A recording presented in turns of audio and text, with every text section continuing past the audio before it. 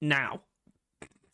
I really shouldn't explain why it took a bit long. What? Now start the countdown. No, we started. I hate you and everything you represent. I genuinely didn't mean to have it be... Well, I did just start, technically, without... Not without your permission.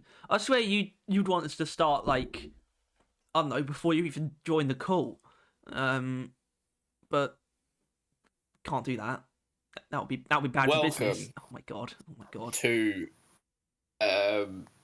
I guess I'm going to read what's on screen. The complete feature evaluation for Season 5, Drilling Deeper.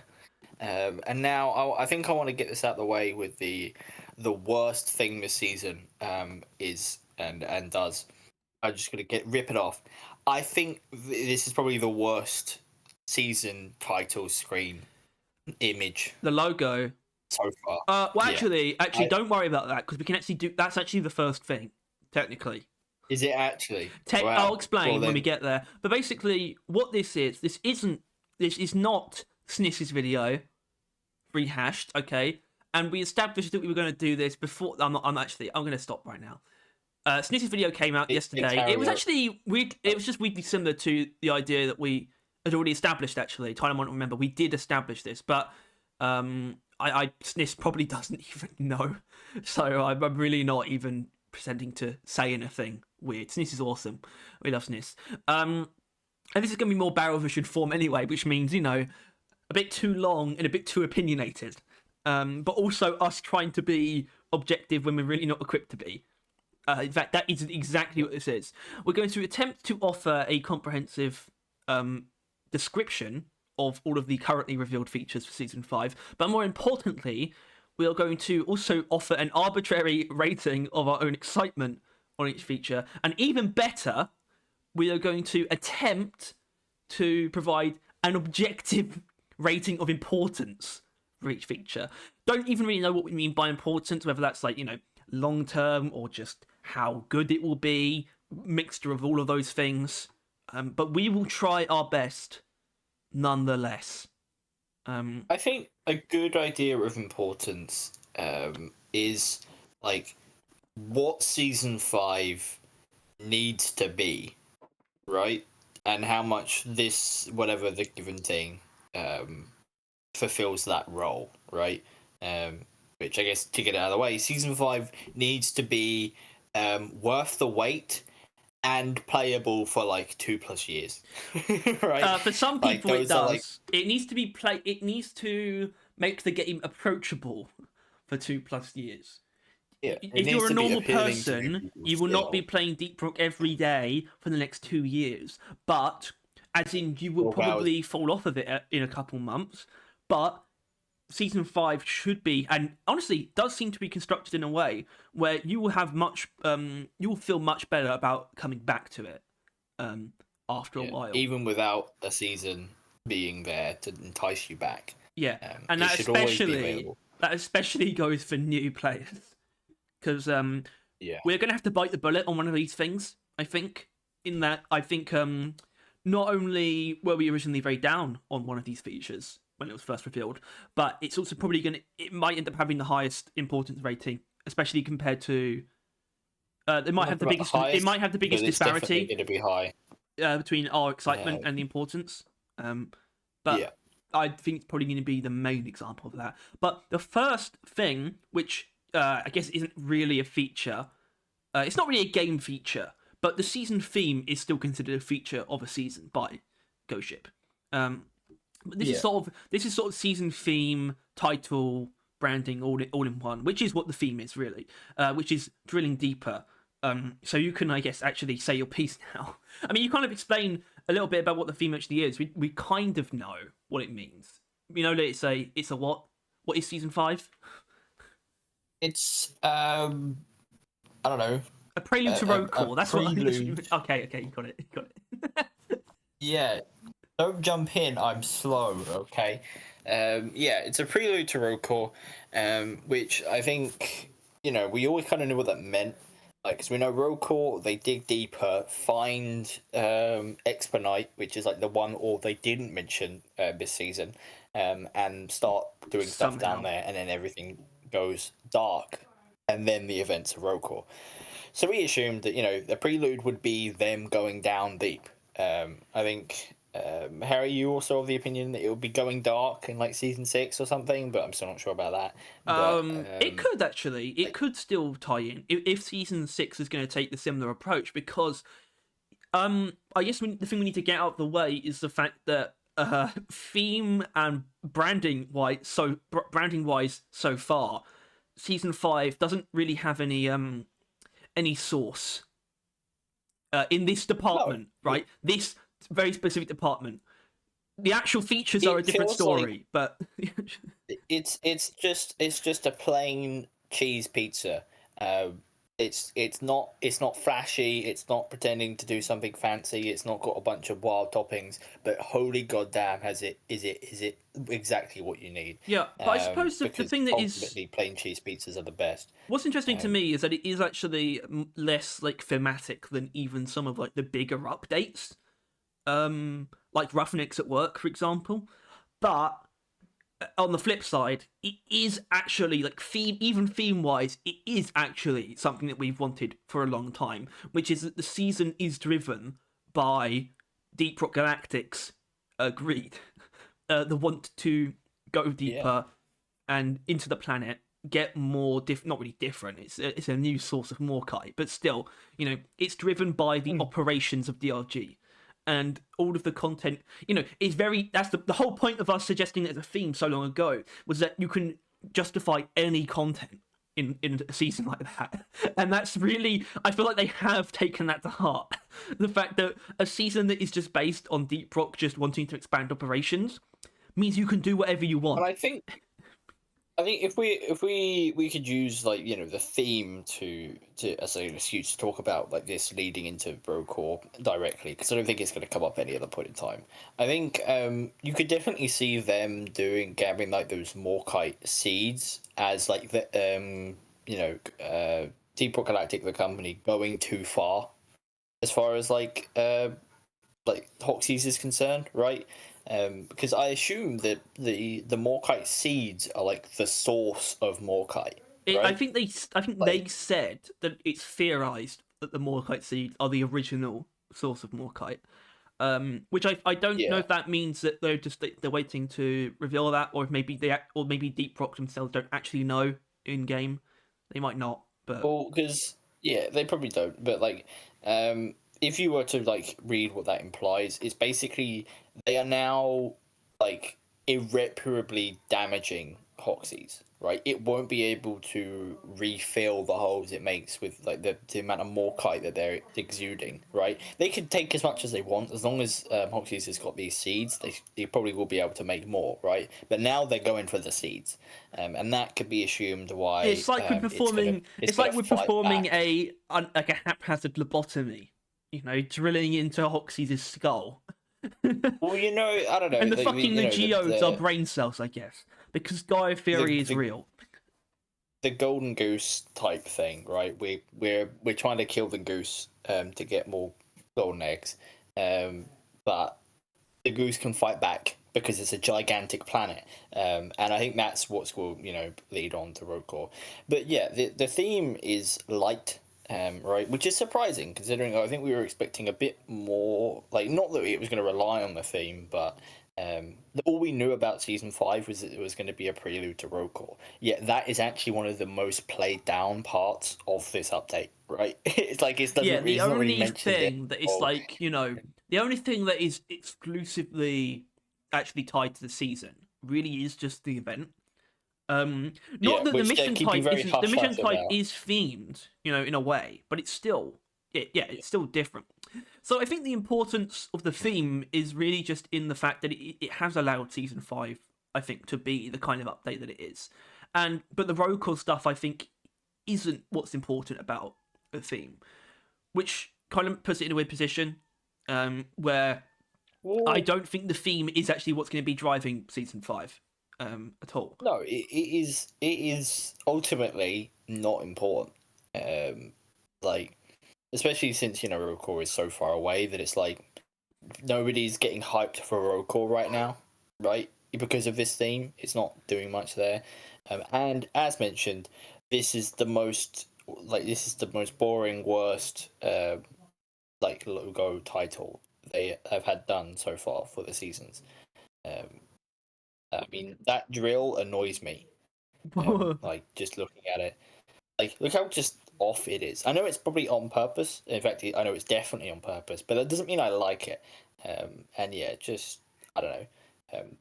Like, say what you want about season 4, the logo was fire. The logo was actually really cool, and the name, to be honest. I mean, I think Yeah.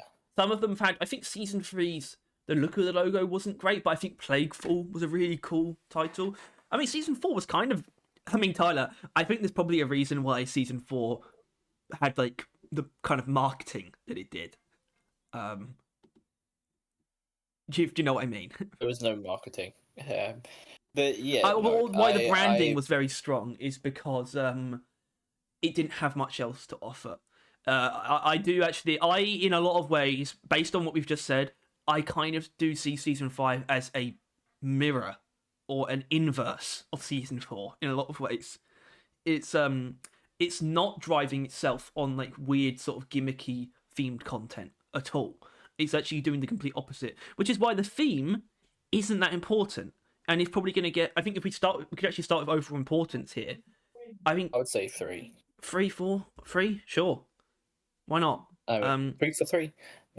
Excitement for me is not low, but also not high. I'm very glad that. Right, don't do that. Don't do that because that throws off the framing. It would be something like that because I'm happy that. Are you kidding me?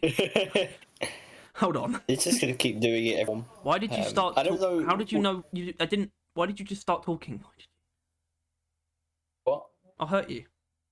You didn't know I done paused the recording. You said thanks, Mitchell. Why would you say that if we weren't recording? That's not okay. I mean, that wasn't in the recording, but sure. Well, that was lucky then. But yeah, no, is 5 apathetic? It feels a bit too high for apathetic. I think it is a bit too high. Well, so what's like 1-0 then? Like, actively dislike, want it gone. Yeah, like, I suppose is 5 in the middle, and then it goes positive and then negative. Yeah, I suppose it being a rating of excitement kind of throws it off because it's kind of like, oh, so you're just like not excited at all. I think no. I mean, I don't think there's going to be anything like that.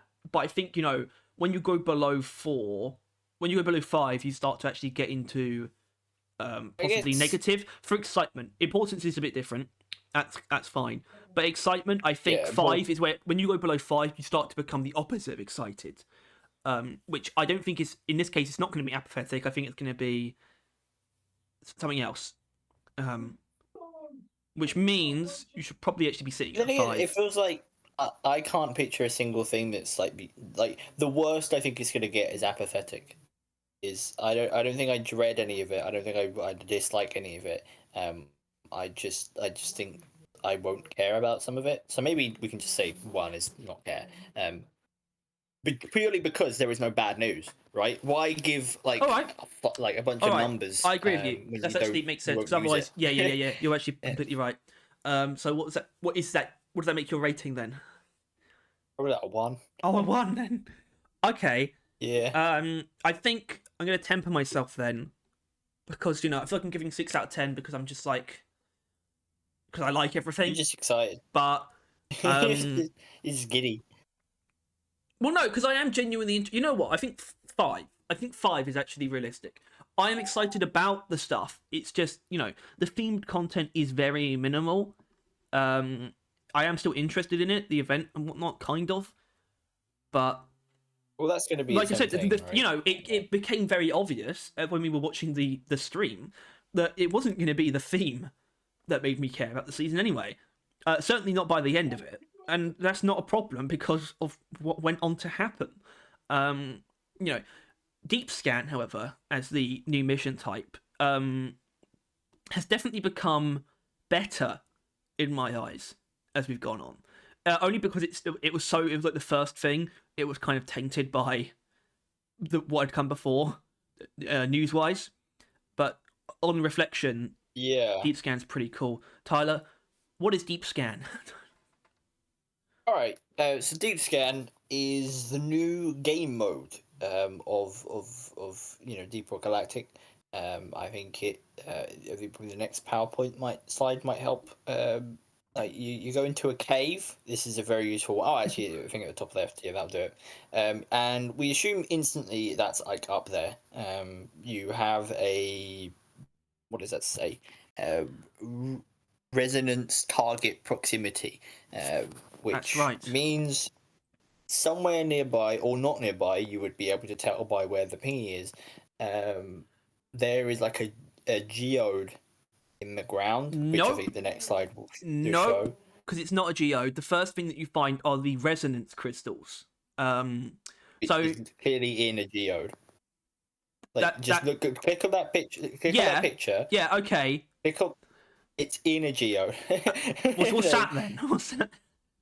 A very big geode. Okay, fine, but it's whatever. So yeah, the first part of the mission is finding the resonance crystals with the telemetric rangefinder, which, by the way, this pings like wherever it is. It's not a meter that fills up.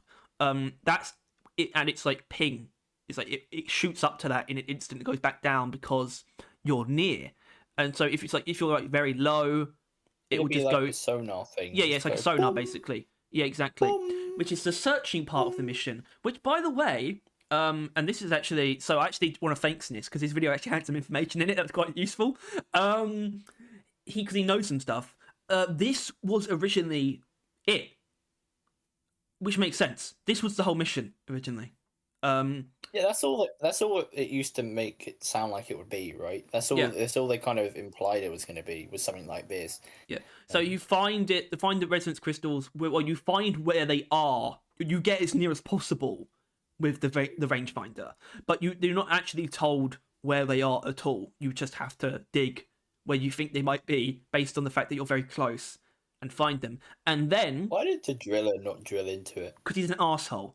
And then once you found it, what happens next?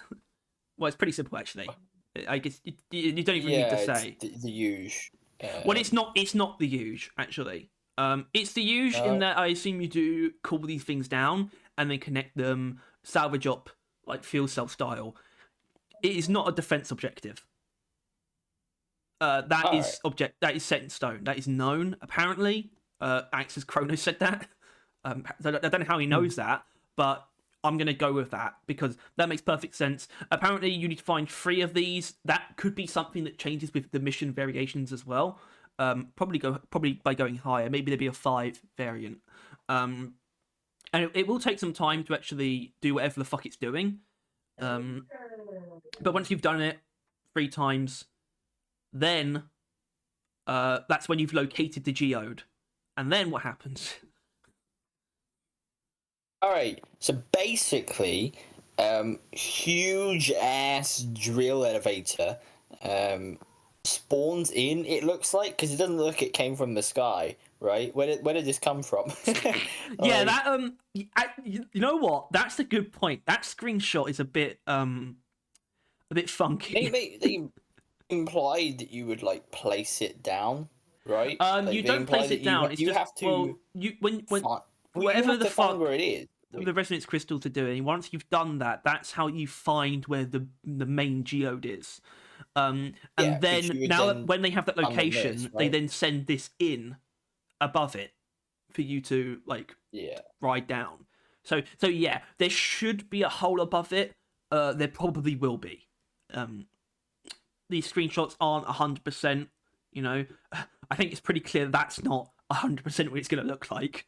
The Drilllevator itself, though, is done. It looks like, you know, that's done. Yeah, you would imagine. Yeah, you unless they add a head that you can then pet, which is an option at this point in the game. I genuinely think they're sick of that stuff.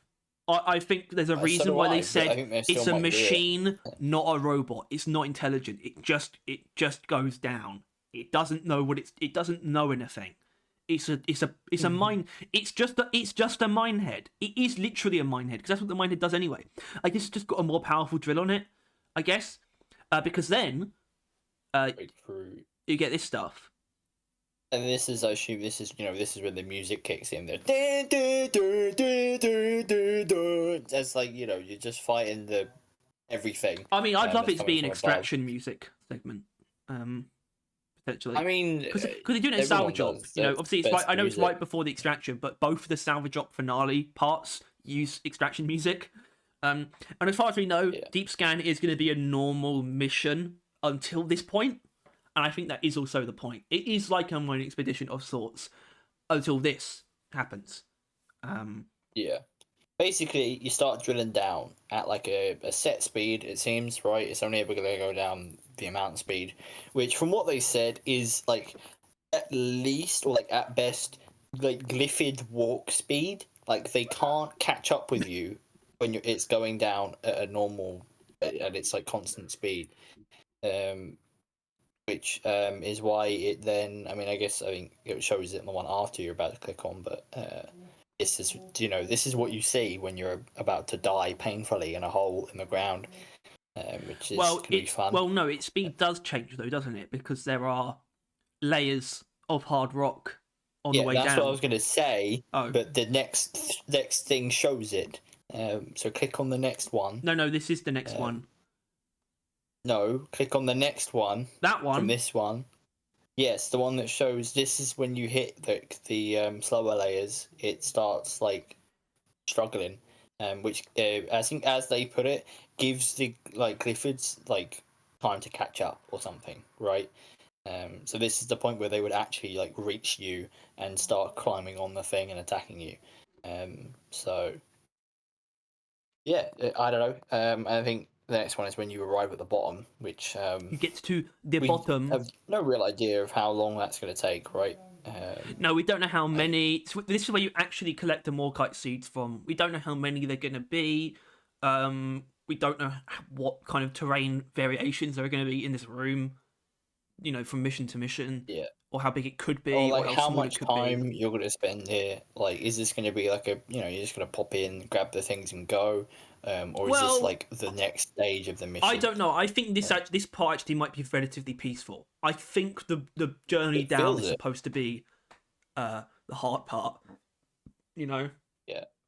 Honestly, glyphids, like nothing they might not even spawn in this room. It might be like really peaceful, like tranquil, like place. I think it might be that. I want it to be that personally. I don't know why, but I think that would be nice after what you've just done. And then you just collect all the Morkite seeds, deposit them in the mule, by the way, because the Drilllevator. The Drilllevator it feels like a bit of an expensive piece of equipment to it gets sent down and is left entirely. I mean, I know we're kind of used to that in a lot of ways, but you always bring something back. But the Drilllevator is just getting dropped and abandoned. And you still have the mule. It's not like it's your I think is a lot more valuable, and they still leave that behind, right? Yeah, it definitely must be more valuable. Like maybe not though, because no. Well, I have to assume that the part of the point of the head is that's where like the programming is, right? That's the thing that's actually piloting the director. So they can just pop it in another one and save some time and energy. Yeah. But, no, I think. Well, even if you deposit it in that, it would stay there. But point is, you deposit it in Molly, who is, I assume, just following along the whole time as you're going down the hole. Or she might actually like latch into somewhere. That'd be awesome. On the platform, so she doesn't get in the way. Yeah, we don't see anything like that here, but that would be nice if she goes into a compartment or something, and then comes out once you get down there. But then, I believe this happens when you have. I think this happens once you have clicked extract. I think. That the boots become available. Yeah, which I'm just gonna get it out there. They want to accidentally royally fuck up. This is the point in time where they would do that, right? They accidentally have a bug where the jet boots do not get dispensed. That's the mission unplayable. Which obviously would only last for probably before it even probably comes out. But yeah, I guess you'd have to ride Molly up or something. attempt maybe, to. but Someone has only a to do scout it. would probably be able to pull it off. Well, the scout would be the one who wouldn't. The scout would get up there with the engineer's help or something, and then like maybe the engineer. I don't know. You could probably do it, but that's not the point. The point is you get given jet boots Mark II. They said because they are slightly different. Assumedly, like infinite fuel, because normal jetty boots would not get you to the top. Assuming the infinite, definitely more than normal, to help you get up, which is a very cool part of the mission. But that is pretty much the ending of it. And that is Deep Scan, the new mission type, which is overall, I think that they've got something going on here with Deep Scan. A couple things going on. I think it has surprised me in that they have found a way to do a very simple mission type, but it's only the first half is the simple part. But they still found a way to do that in a way that is going to be interesting, which is using the rangefinder and like sort of, I guess, trying to making it like a sixth sense of yours in a way, where you know how to follow it when it's getting hotter and hotter. And then actually finding these things that you're not really guided into where they actually are in the dirt itself. I think that's going to work out pretty well. But they just chose to add they chose to add another half to their mission that is where basically all the spectacle is. But I still think it's done in a way that's going to work. It's not a boss fight, It's not salvage op either. It's not a salvage op ending. It's not. I've not thought about it in this way until just now, and I feel like I'm gonna regret saying it in the future. But as of this current moment, I'm not quite sure how this Drilllevator is going to be any different to Beretta in how it makes combat very boring. As in, you're just gonna sit on the Drilllevator and shoot up, right? That's literally gonna be it. Until it I guess it stops and then you repair it and then go again. It is going to be very hectic, but if it goes on for too long and you do it too many times, I could see it being honestly probably the worst part of the stage, because it will never be different, right? Sometimes you might get a bulk detonator, that will be fun, right? Maybe a septic spreader might ruin the entire experience completely, just by existing. But it will be exactly the same feeling wise probably every single time you do it, which is not something you want in game mode. You're supposed to be able to replay. So I don't know. I just thought about it now, but I don't see what it's doing any differently than the sterile Beretta combat. Other than it now being vertical instead of horizontal. And sometimes the Beretta is vertical, but still. Yeah, well, I suppose it has to be quicker. And I think that...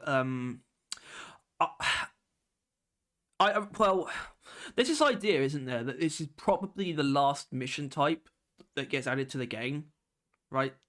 Ever. It's the idea we definitely have.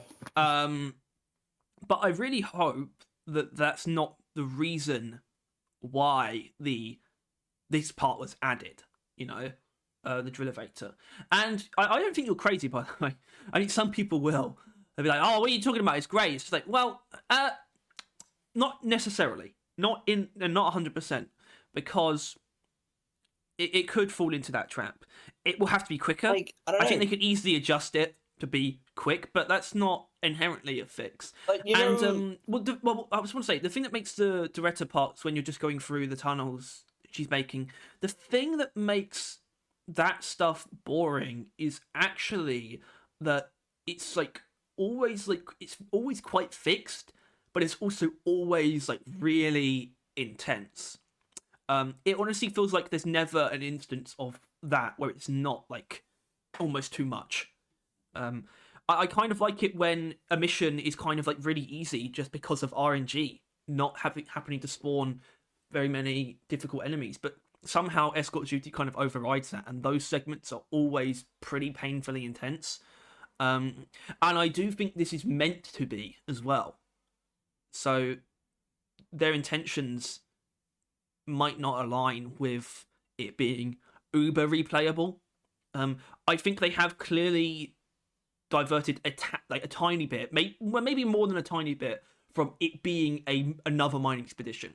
And I think we still agree that it didn't need to just be that. That might have been too simple.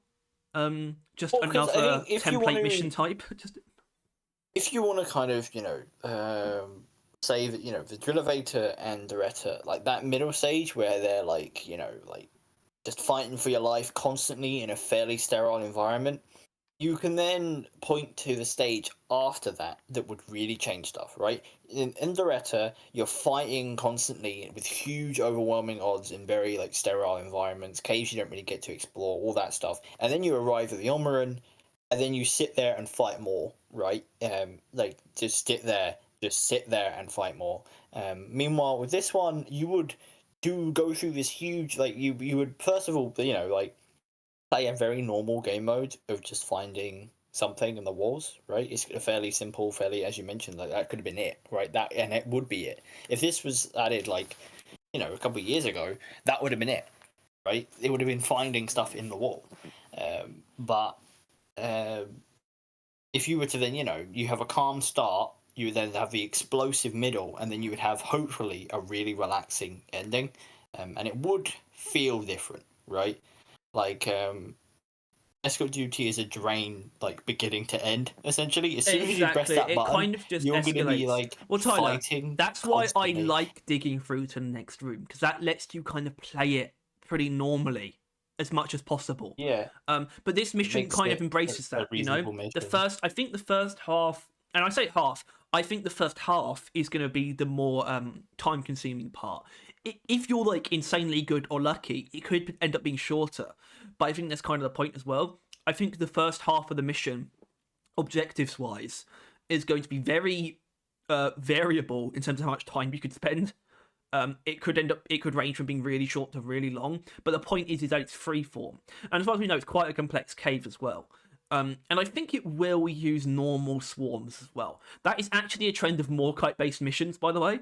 Like the only exception is point extraction having dreadnought spawns, but like the other swarm types that you get, like Mectera swarms or Praetorian swarms, they only appear in Mine Expedition and on-site refining.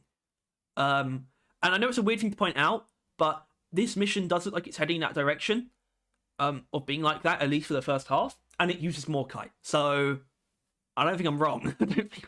I think it's going to be normal swarm style gameplay on like a rotor up until the Drilllevator comes in.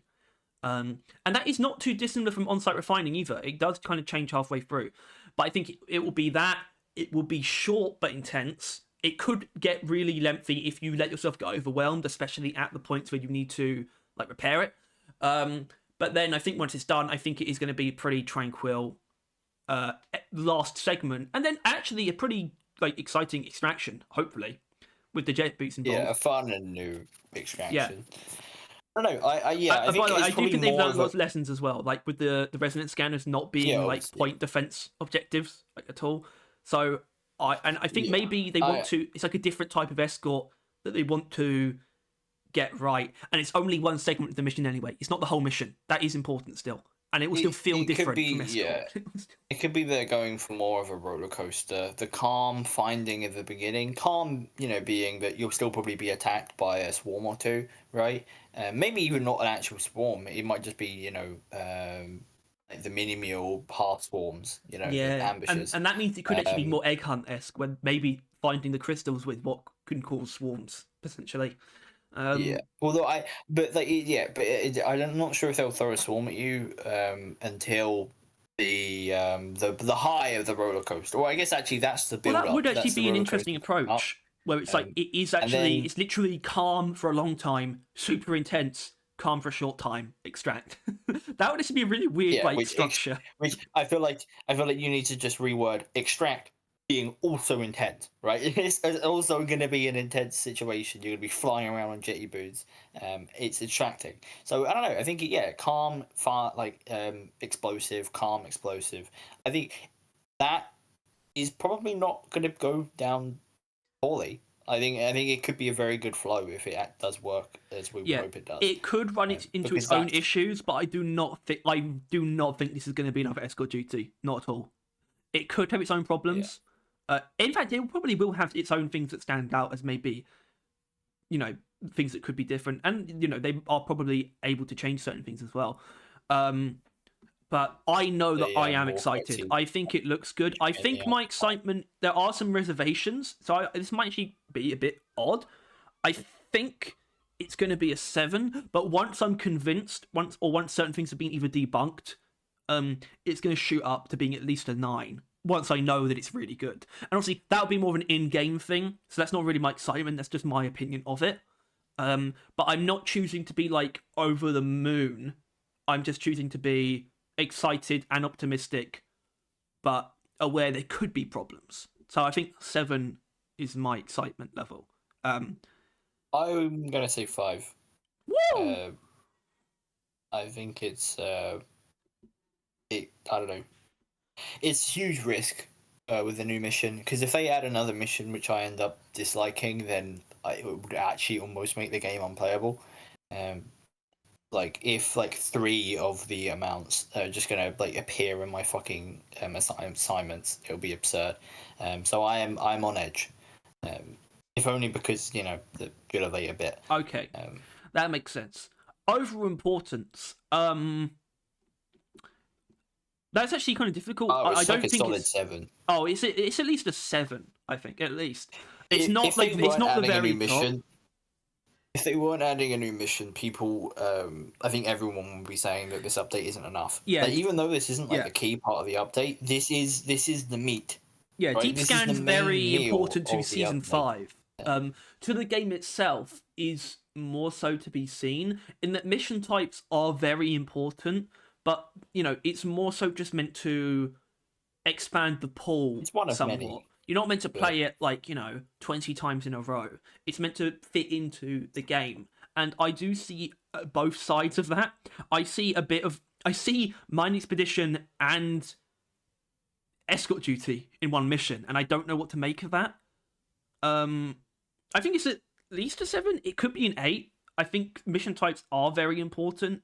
And this is also what like we said, very important to the update as well, not just the game. But it's season 5 is kind of has a lot going on this mission type for like the general audience.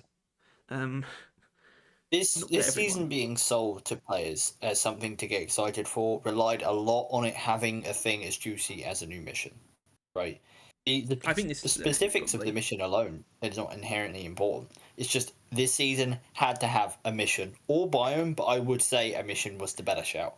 I think a mission was. I think for the reason that it needs to be something that people are okay with seeing in assignments regularly, because that's what's needed more so.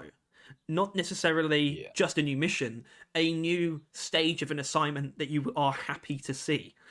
Biomes don't really encroach upon assignments in any kind of way.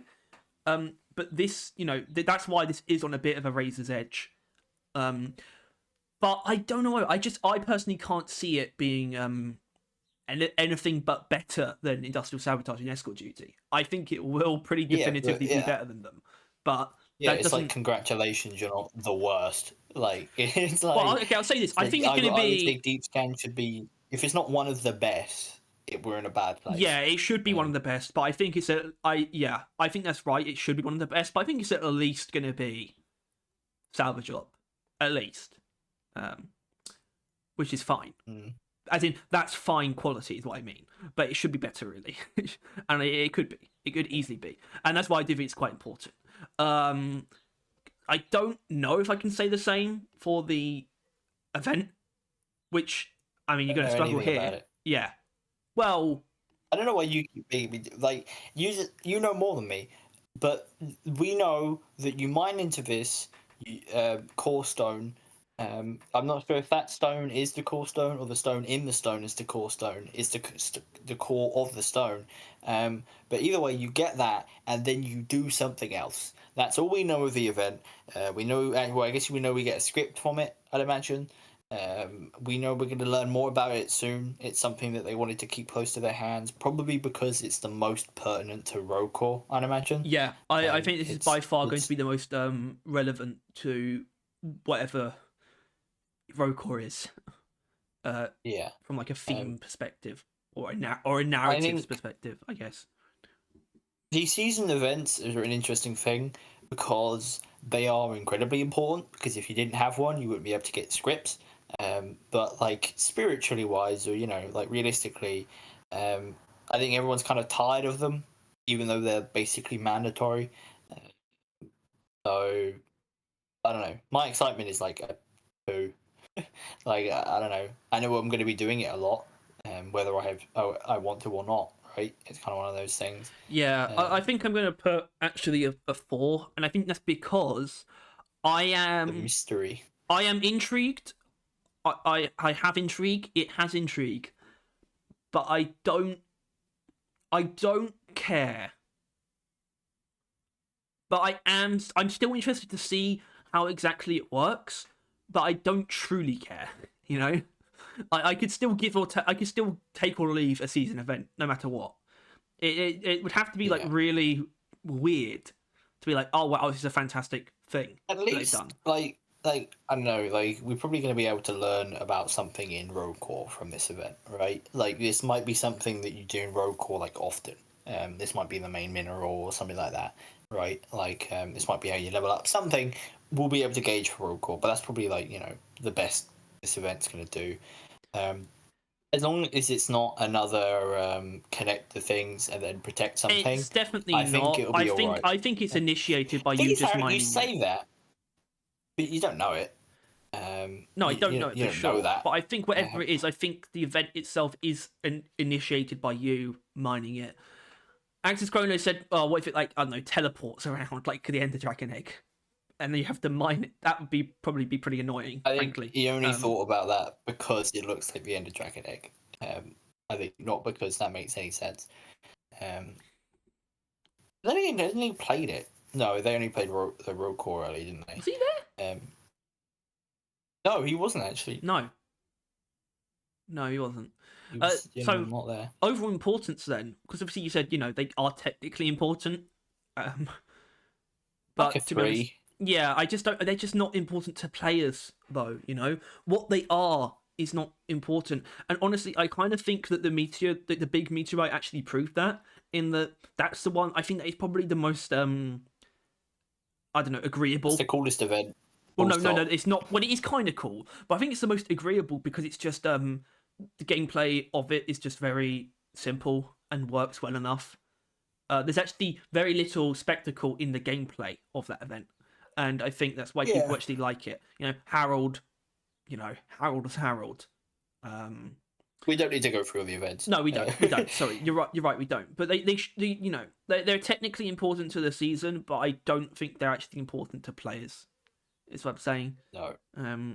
Which is unfortunate, but And I don't think it will have any effect. no, It's just not important. it's just mandatory. Important. Really, it's not something you Yeah. need to think about too much when it comes to season 5. I would rather think about other things like the Barage Infector. Yeah, Yeah. You can like flip between the two, like a flipper armor, to like probably you can see what it does. Then like spew, pew pew, pew pew, action. and those two are nodding, shaking their heads as well. Like, but yeah, this guy spits stuff, a barrage of stuff, as you could tell by his name, Infector.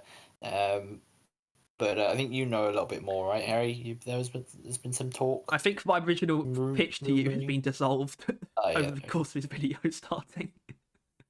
I was getting into this. This represents the first of 2 new enemies that are a component of wanting to add more stationary enemies, I guess, which makes sense. I do actually, in a way, see it as a follow up to what season 4 is trying to do, especially with the Stalker being in this season. But the fact is, it's more specific the stationary enemies this season, with the new enemies that we're getting, and the Barage Infector is one of those.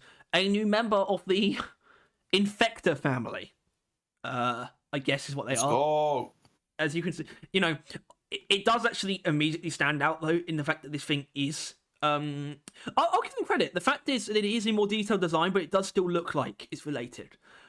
But the little blobs down here, change the color scheme or anything. the little blobs down here do stand out still compared to it. I think that's kind of silly, to be honest. But yeah, the Barage Infector. Once again one of those things. It's like it's weird that they decided that they wanted to redesign this Infector and Nexus, and then they decided they didn't want to anymore, and now they're doing this, and it's like, come on, now is the perfect time, but we still have no word. But yeah, but the Barage Infector is so. I think we have to assume this one specifically. I think is definitely going to be one that spawns, not necessarily in place of any stationary enemy, but probably instead of a Spitball Infector, you might get one of these instead. I don't think they're going for increasing the overall amount of stationary enemies. I think we're just going to get some Barrage Infectors instead, quite often, maybe half and half even. I don't know, but once we actually look at what it's doing, I can't tell if it's definitively worse than the Spitball Infector. Spitball Infector, obviously you do have to get close to it, but it does also have basically infinite range as well, right? If it's awoken and it can see you, it's going to be a problem. The Barrage Infector is clearly not as long range, but it's not like it's not destructive because it launches a shotgun of timed explosives, is what I found out. That's the key is the Spitball Infector is very, very deadly, as I can say, having died to him probably more than like many other things. Like generally, like specifically him taking me down from like full health to dead. He's probably like my number one. But this guy, I don't think he's not meant to kill you, right? Like the timed explosives means you have time to get out of the death zone. Exactly. You probably will still get grazed by one or so. But like I think because that's what they said, right? He is supposed to be just like they move you, get you out of where you are, and like do stuff like that. Which if you stay in the death zone, you might get dead. The Kingdom Come, like it might be really, really strong. Yeah. But I think the point is you should be able to get out of it most of the time. Yeah, I actually like the idea of a stationary enemy forcing you to move. I don't know why I like that. The Voltok's not that. The Voltok's actually got a bit of that going on as well, but for a different reason. But yeah, I think the Barrage Infector is actually, I think it's actually really cool. To be honest, I like the idea. I think especially in not necessarily in isolation, but in tandem with other stationary enemies, I think it's going to be really interesting. And if it somehow get mixed up with a swarm, then I think you are in trouble. But that's still going to be interesting. Obviously, it's a stationary enemy. It won't spawn in swarms, but you hate them. I hate every stationary enemy in this game for like special reasons. But also, I'm so glad they're adding more. I don't know. Like, I love to hate these guys, and I think this guy is like up there as far as. Yeah, I don't think you agree with me about this though. When we look at this screenshot, he looks very different to how he does here, and I think that's because it's charging up. But I don't know if that means that the weak point has any kind of. Are the thing. Yeah, I agree. So I don't know if the weak point is handled differently here, in that he might be more vulnerable in this stage when it's charging up. Potentially. I think he like goes back, starts like he's like a frog building up his like goo, and then he like chews it out. Might have to accept the package. Probably shouldn't just sit here. Wow. We were talking about it. Frog. Yeah, I don't know, something about a frog. Whatever. I do wonder if you can shoot the projectiles down, actually, because obviously you can with the Spitballer, but, it's a lot. That's what I was thinking. I think you can, and I think if you shoot it down, like, as it's leaving its mouth, it would, like, if you like, do it right, you can probably have it, like, kill itself, which I really hope is possible, because it's not like it'll be able to get away from it. I mean, this fucker is asking for a grenade to be dropped inside it. I mean, come on. Yeah. I assume if he's charging up and a lead burster goes off, that's him gone. I mean, lead burster might be enough anyway, but like that might be like insane. But but I would say he's like honestly like I'm like 8. I Yeah, think. so that's what I was going to say, Like, because obviously you kind of I'm need to so hyped. compartmentalize, because it's like it's one enemy. If you actually be like treat things as if they have to be on the same level, then it'll be pretty low down. But I think we need to sort of look at it in their own categories. Like, so for overall importance, we look at it in the category of new enemies.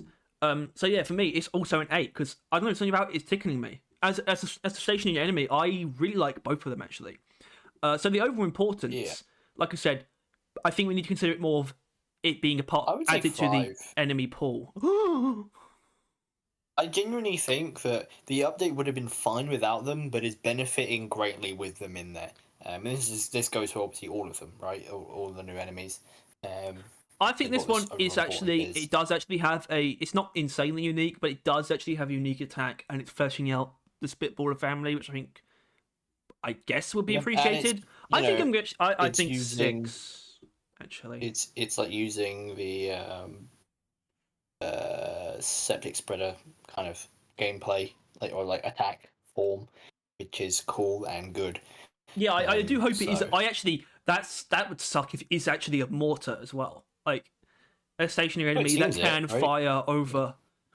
Well, yeah, but we don't know if it can actually fire over, like if it can track you behind terrain. Um, it's not the only mortar in season 5, but we'll get to that. But I want to give it a 6 actually. Um, I think that's fair. All right.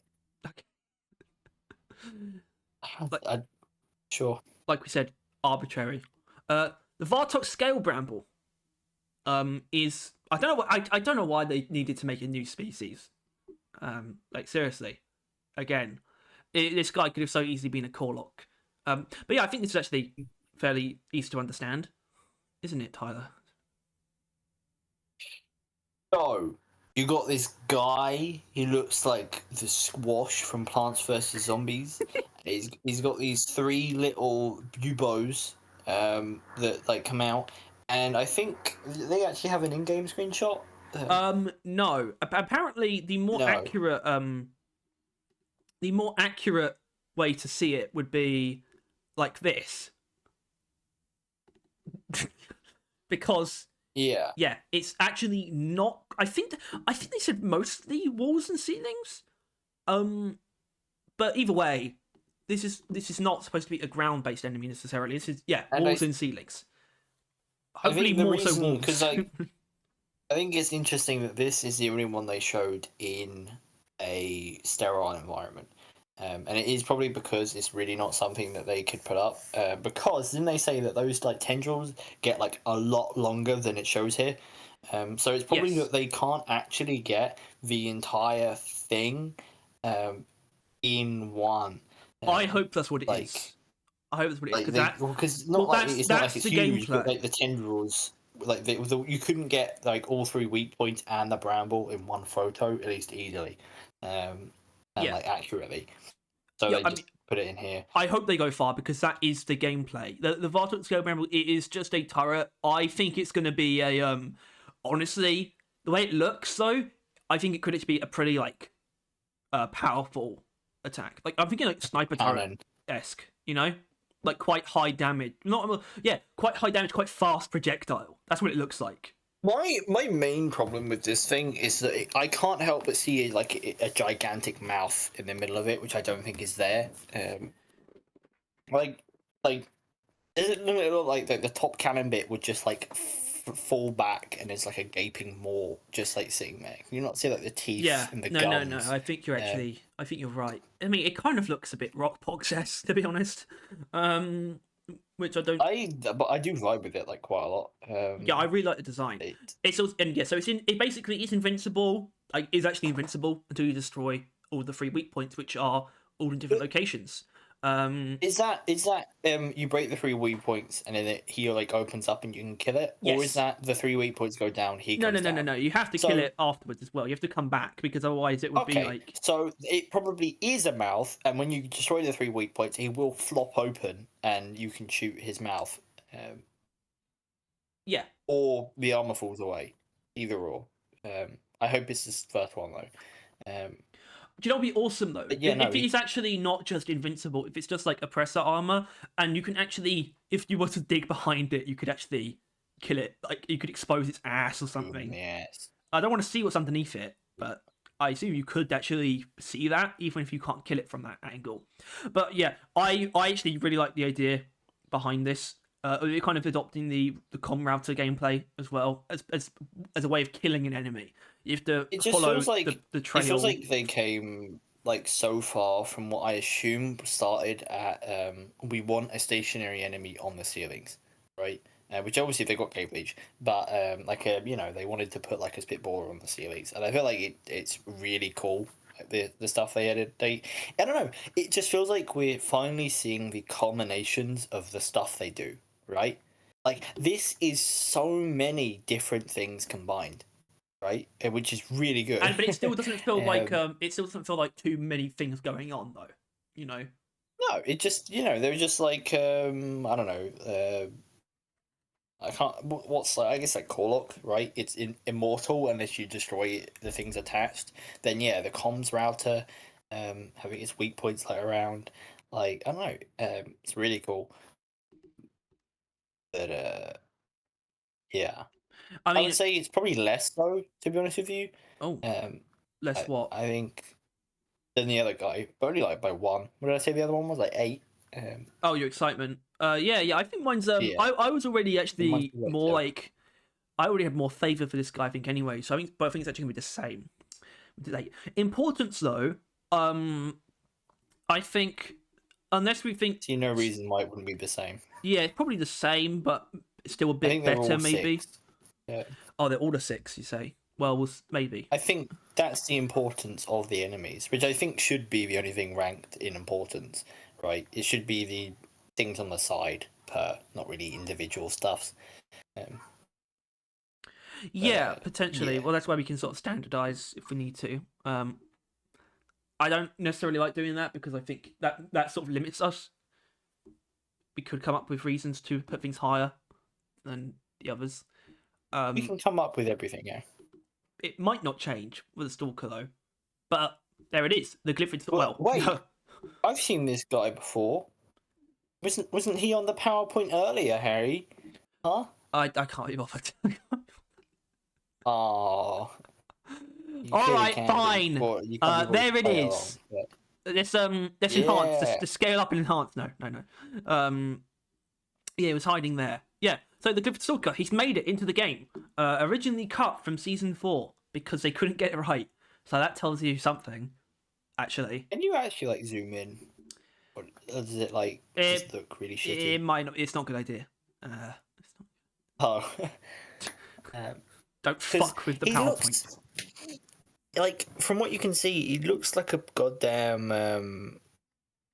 I don't know, like a rhino. He looks really Well, like apparently she looks. stocky. Apparently, it looks more like a menace on with like its bigger legs.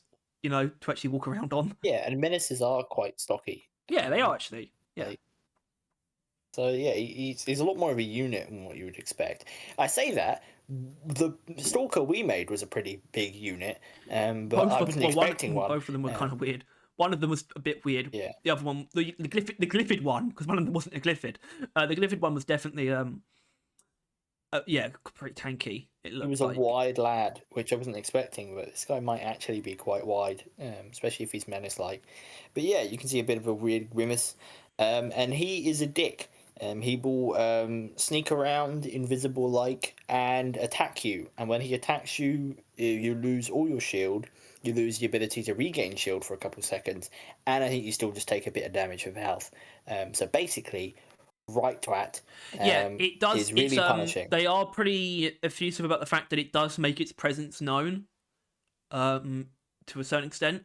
I think they also said that heightened senses does actually tell you that a stalker's nearby. Maybe. Yeah, or like about to get you, I think, right? The white bit of that's a maybe. But if they do that, that would be really cool. It's still cool because obviously we didn't really mention it outright. It's an invisible enemy. It's the invisible enemy, and the laser pointer, no surprise, does come into play here. It's obviously useful, but even then, it exposes the fucker, completely. So the laser pointer actually plays a role in fighting. I definitely that's probably gonna be a teaser.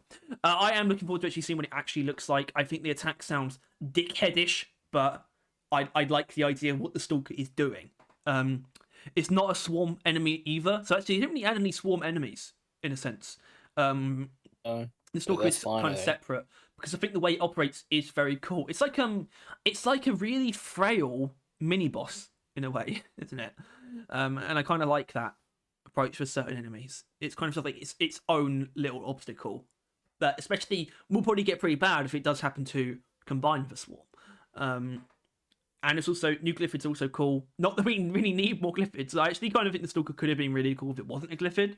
I say that's the approach that we took with one of the drawings, but he's still here, and I think the approach makes a lot of sense for Deep Rock in terms of adding an invisible enemy, which is why, Tyler, I do think it could have a slightly higher importance rating. If you strongly disagree, that's fine. Important. I think they're all like, I don't know, enemies. Like, sure, I think he might be more impactful generally. Like, you're gonna probably notice the Stalker more, like while you're playing. But I don't think the Stalker is doing any more or less for the game than the other things, right? Like, I don't think anyone's jumping on the game because of this Glyphids. I guess maybe they might because he was teased before, right? That we've known about it for a while. I guess it is only because of that though, not because of gameplay, but because the Stalker has been like a thing for a while. That's the only reason why he's slightly higher. Weirdly there enough, is hype behind the Stalker. But that actually matches my excitement though. It's actually slightly lower than the stationaries. Weirdly enough, I don't really have an explanation for that. I just care more about the stationary enemies. I'm going to go 7 as well, so it's 777. That's pretty cool, but a very shallow reason. Thank you. If I liked it more or less, it would also have been for a shallow reason, so might as well pick a cool one. But yeah, that's enemies, baby. Let's go to the next one. Which is difficult that it's this first before we talk about the specifics. Do you want to move it? Yeah, we'll put it after. Yeah, that's a bit fun. All right, so we got some new overclocks. We have 4 that are revealed to us. In full, I want to point out these pictures are in some ways annoyingly inaccurate. In some ways, not every way. Most of it's actually pretty correct. But we have the post. The actual post is probably the way to go with this. And I think it's been stated that these are like not the best nor the worst. They're just like very much averaged. Like these, like these are representatives. About this level. Yeah. That's what it is. And I think these do represent kind of different levels, but honestly, not really. You know, the pump action one I only see as being not as interesting because it's just following on the Warthog's direction, which is simplicity. But that does not mean it's not going to feel significantly different. It definitely will. I think this is absolutely one of the ones that's going to involve a different sound effect as well, just to really emphasize that feel. They say it converts the weapon into a whopping 6-gauge pump action, capable of dealing massive damage and punching through multiple enemies. So this technically does count, right? If we're doing the Overclock bingo, right? Surely. I think we called blow through. We called blow through, which isn't that crazy. And I do think you need that though, otherwise it comes off as a bit too simple. But I think both things on their own wouldn't really be doing much. But together you do get something that's actually weirdly interesting, especially with the fact that this is the only Warthog overclock that reduces ammo capacity. Also magazine capacity. I don't know if that's going to be like it's going to like force you down to 2 shots per mag. That would be kind of cool. But obviously that's not actually what pump action is necessarily. But yeah, it actually reduces ammo. And I think due to the fact we already have an unstable that adds damage, I think this is going to be big damage. I think big. I don't know. Yeah, it feels like it's trying to like replace the satisfaction of shooting something in the face, but just generally. Oh god, I'm gonna sneeze again. Yeah, I think that's exactly what it is. Like, yeah, that satisfaction of hitting, straight in the face is now going to be the entire body of like a horde, and it just destroying them all. But yeah. It's also not actually less accurate, so that's wrong. It is, which means it's probably going to feel weirdly slug adjacent. They said you can one-shot grunts, like body shot from like quite an impressive distance, which I think is important, and it does actually disable full auto fire, which I think is a weird penalty to put in there. Like that's objectively weird, right? I don't think it's the only example of something like that, but you know, the Warthog doesn't. It's not full auto by default. You know, I don't know if that invokes a change to the weapon to that tier 5. I think it's just because of the pump action thing, right? Is that pump actions don't fire like that. I think that's like the only reason. Yeah, I think that actually might be the. They said that at least one of the overclocks has unique animations. I think it could be this one in terms of like, you know, it's like the animations that you perform. I think he will probably be pumping the shotgun between every shot. Maybe. Maybe. I am, though, really excited, especially just to double down on damage even more. I'm going to have to pair it with the Shelter Factor because I can't not have something with a good ammo pool, you know, in one of the slots. But I'm going to go all the way. Boy. Yeah, I mean, that will definitely be a popular build. Boy. Excitement level, though. Obviously, this is the first engineer one we have revealed to us. I'm actually having difficulty placing it. I don't think it's not super high, though. It's not super high. I don't know if you have a rating, potentially. Well, I don't know. It's up there. Probably like 6. I'm looking forward to popping some things with a shotty. With my shotty, I was like, "Here, she's fine." I'm not going to go through with that bit. I don't know what the bit is, and I don't want to know. Don't worry about it. I think I'm dying. Suddenly my nose is just completely blocked. But yeah, just give it a number. Whoa. Yeah, I think maybe just one more than whatever you're doing. It's cool. It's cool. Right. I still think the Warthog. I'm not going to pretend it should have gotten 2. It just should have done. I think everyone would agree with that. And that should have been everyone either. Would understand if they gave it 2. Yep, it should have either been like the plasma bullets thing from Survivor or Dragon's Breath, which might be one of the most popular overclock suggestions ever. Is Dragon's Breath rounds, because that's like a real thing, really... and that's why people like it. So like, make it shoot sparks. Make it. Yeah. I don't know. Oh well. At least it's got something, eh? You sound like finally got to 6. You sound like you're holding your nose. No, I was just gone. That sneeze just like filled it with mucus, I think. Okay, thanks for that. You're very welcome. Let's bump it up a bit. Mortar rounds. Good God. That has bumped it up. It really has. A lot. So, for the Thunderhead, it's been reworked to fire heavy mortar projectiles. These modifications slow down rate of fire significantly, but even if you can't carry as many, the high explosive rounds more than make up for it in damage. Just remember to account for drops. So, if you're a dummy, you might say, oh, that sounds, kind of simple. It's just like an AoE overclock. I mean, yeah, it is, but it's also changing a lot. Really, it's the only example, as far as we know. I think we actually kind of confirmed this. Confirmed this just based on our knowledge, right? That this is the only example of changing what a weapon actually shoots. And it sounds like, oh well, loads of things do that. It's like, no, I mean like changing it from hit scan to projectiles that you see that move are affected by gravity. They have an inherent drop off because they are mortar projectiles. It's also adding a lot of friendly fire, as far as we know, which I think is a legitimate hidden penalty, right? Yeah, sorry, you were like purposefully vague, and then like made fun of someone that didn't understand what you meant, and then became more specific. That was absolutely insane. That's an insane person thing to do. You've clearly been on like the Reddit like far too long. But yeah, no, it's honestly, I mean, this is like a hard 9. I think, of excitement. Same. Like this is exactly what I was going to say. It's like, But like the only worry is that ultimately it still might cross over a bit too much with Carpet Sweeper and that, right? Carpet Like Sweeper. ultimately it'll be like a more interesting version of that, but it also might be slightly worse. But I don't know. Hopefully it like it's plays as good as it Well, sounds. I think I think the difference is it's still going to be like really good at single target though, because I think the damage is going to be that much.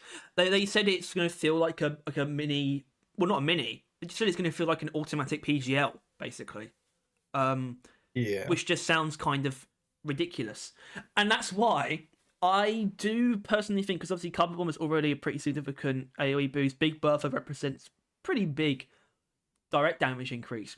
I think Mortar Rounds is clearly taking a different approach though. In that I personally believe, not 100% because I don't do that, but I think we might be looking at one of the, like, you know, relative to the weapon, the biggest ammo penalty in the game, aside from Fat Boy.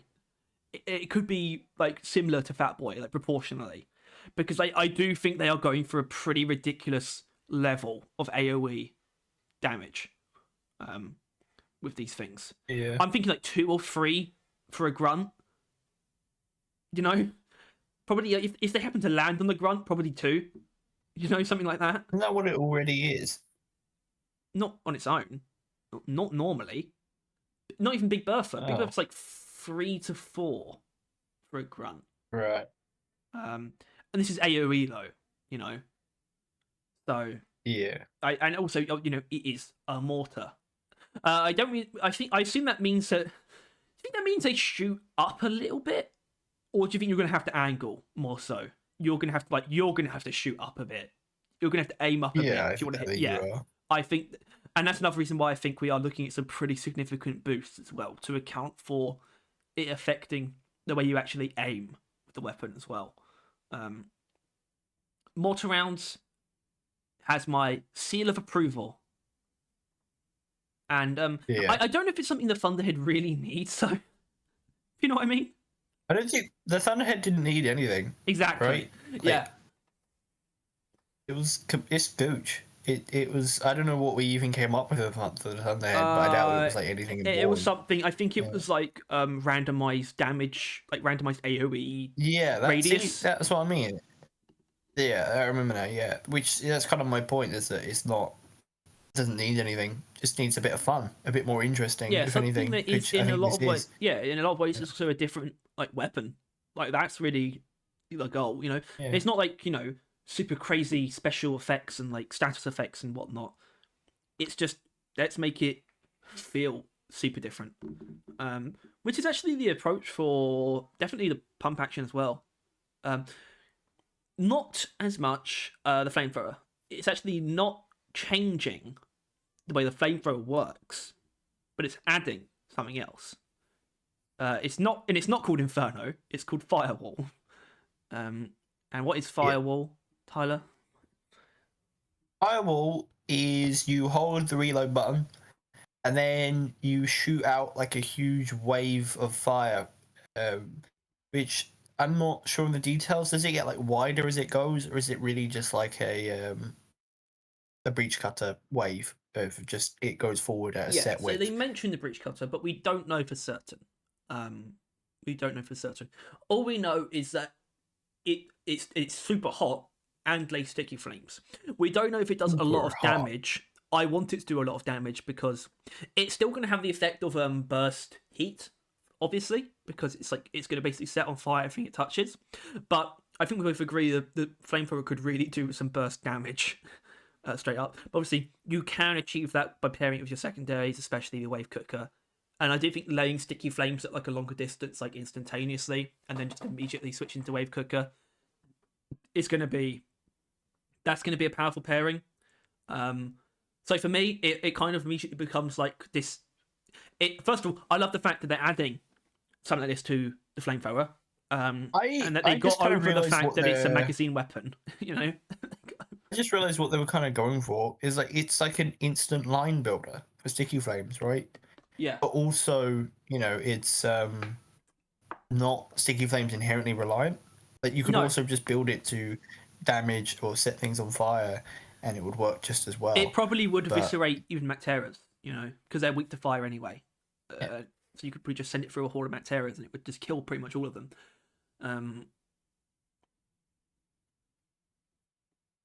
Yeah, no, I would say it's the problem is though is I do think this is quite good, but it doesn't I don't know.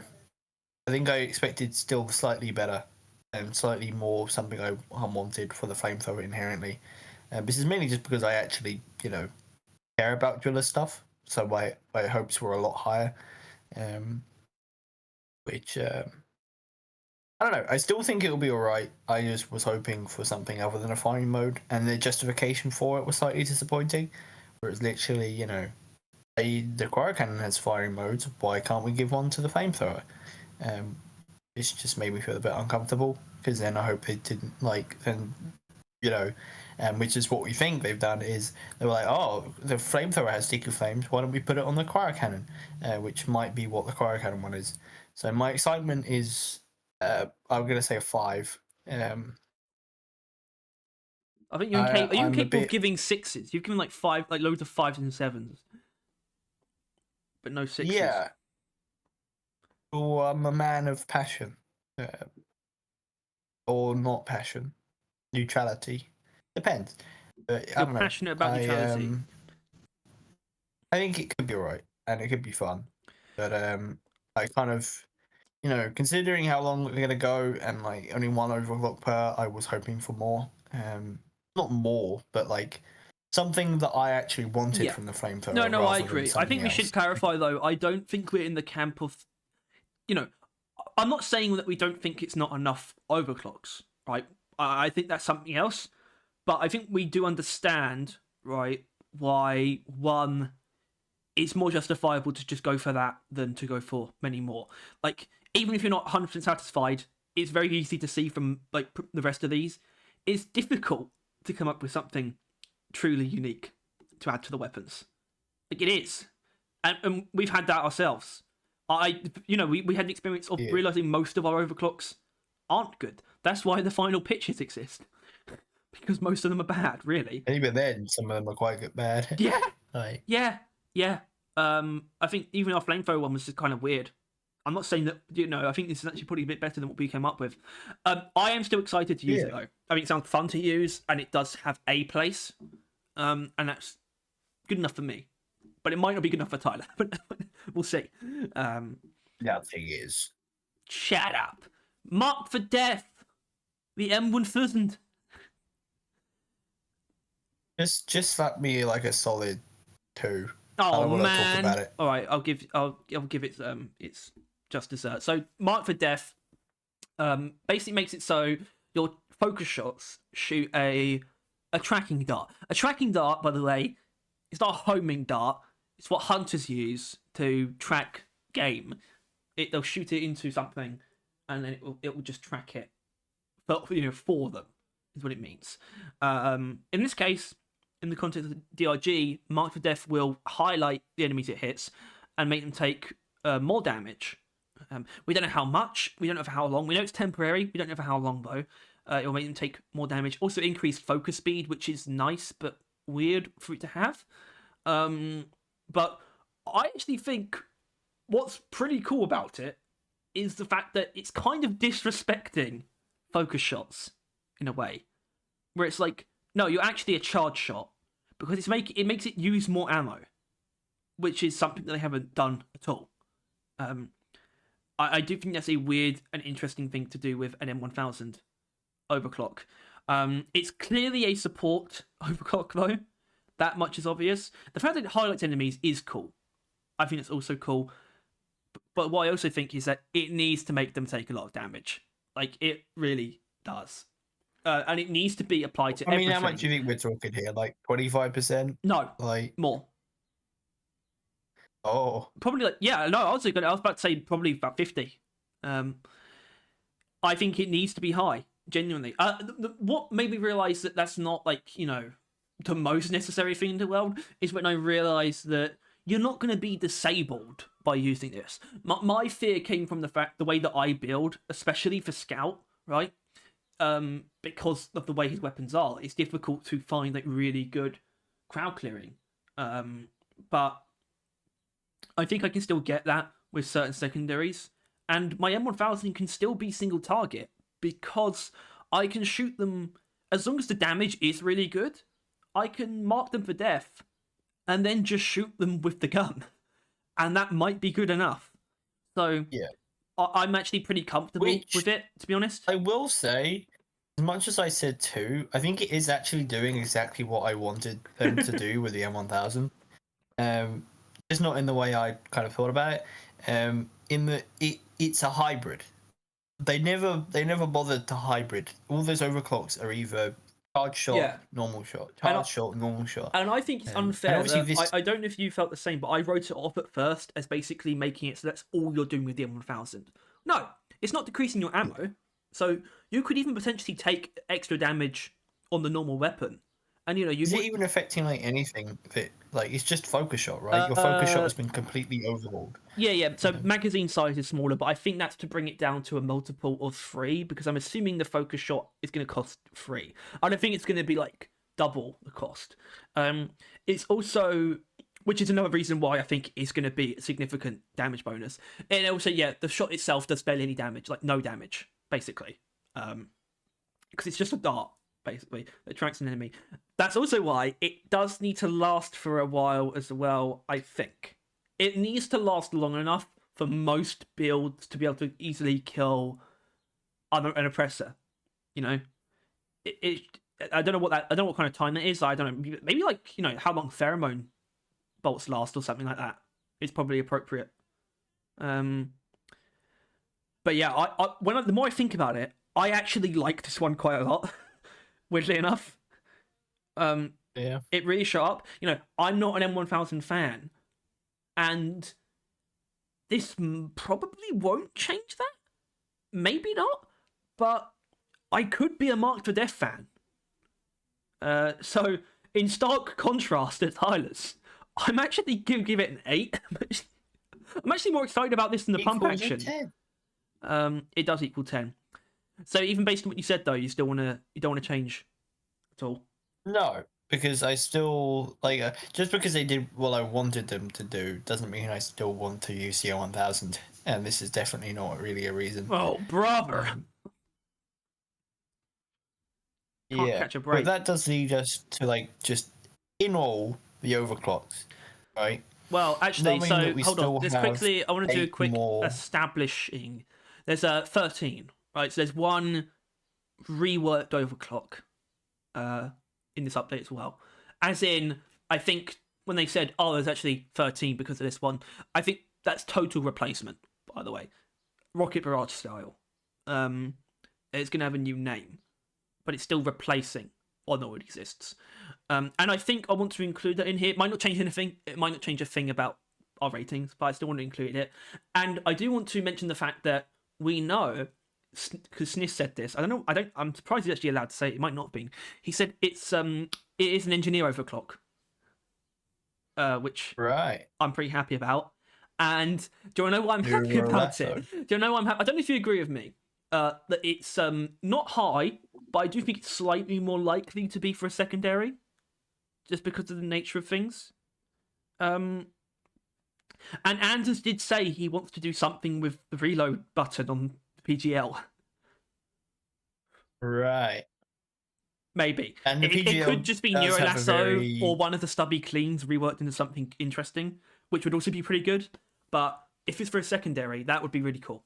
And if it's for the PGL, even cooler. Because it would be that that shitty, redundant, balanced ammo one, reworked into something, proper.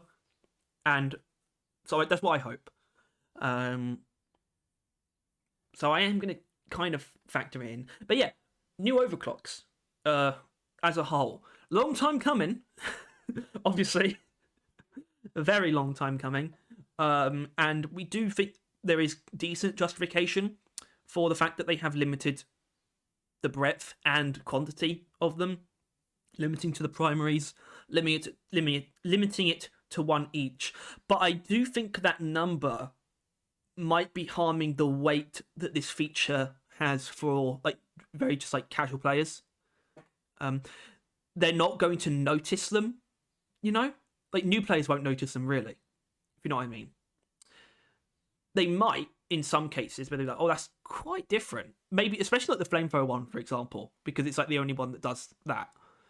But in general, I think it's really the people who are at our level, not our level, but anyone who's got like most of, if not all, the overclocks, are who are really going to pick up on these. Otherwise, they're just going to sort of fall into the pool and hopefully become an interesting part of the meta. But that doesn't mean they're going to go noticed by most people. So I do wonder if the overall importance is actually particularly high or not.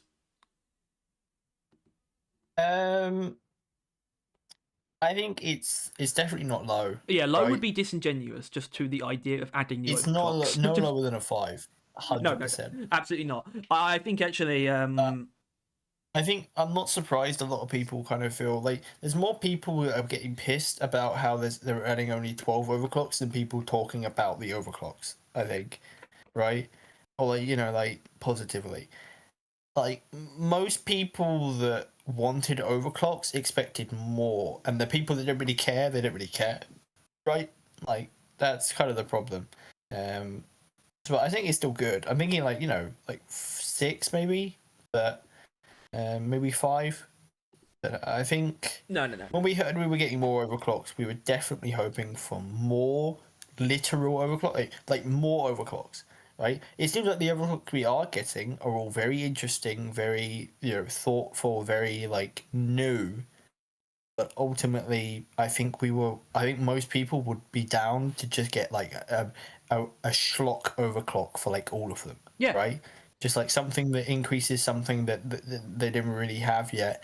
And it's like, not like a triple barrel for the double, the shotgun double barrel.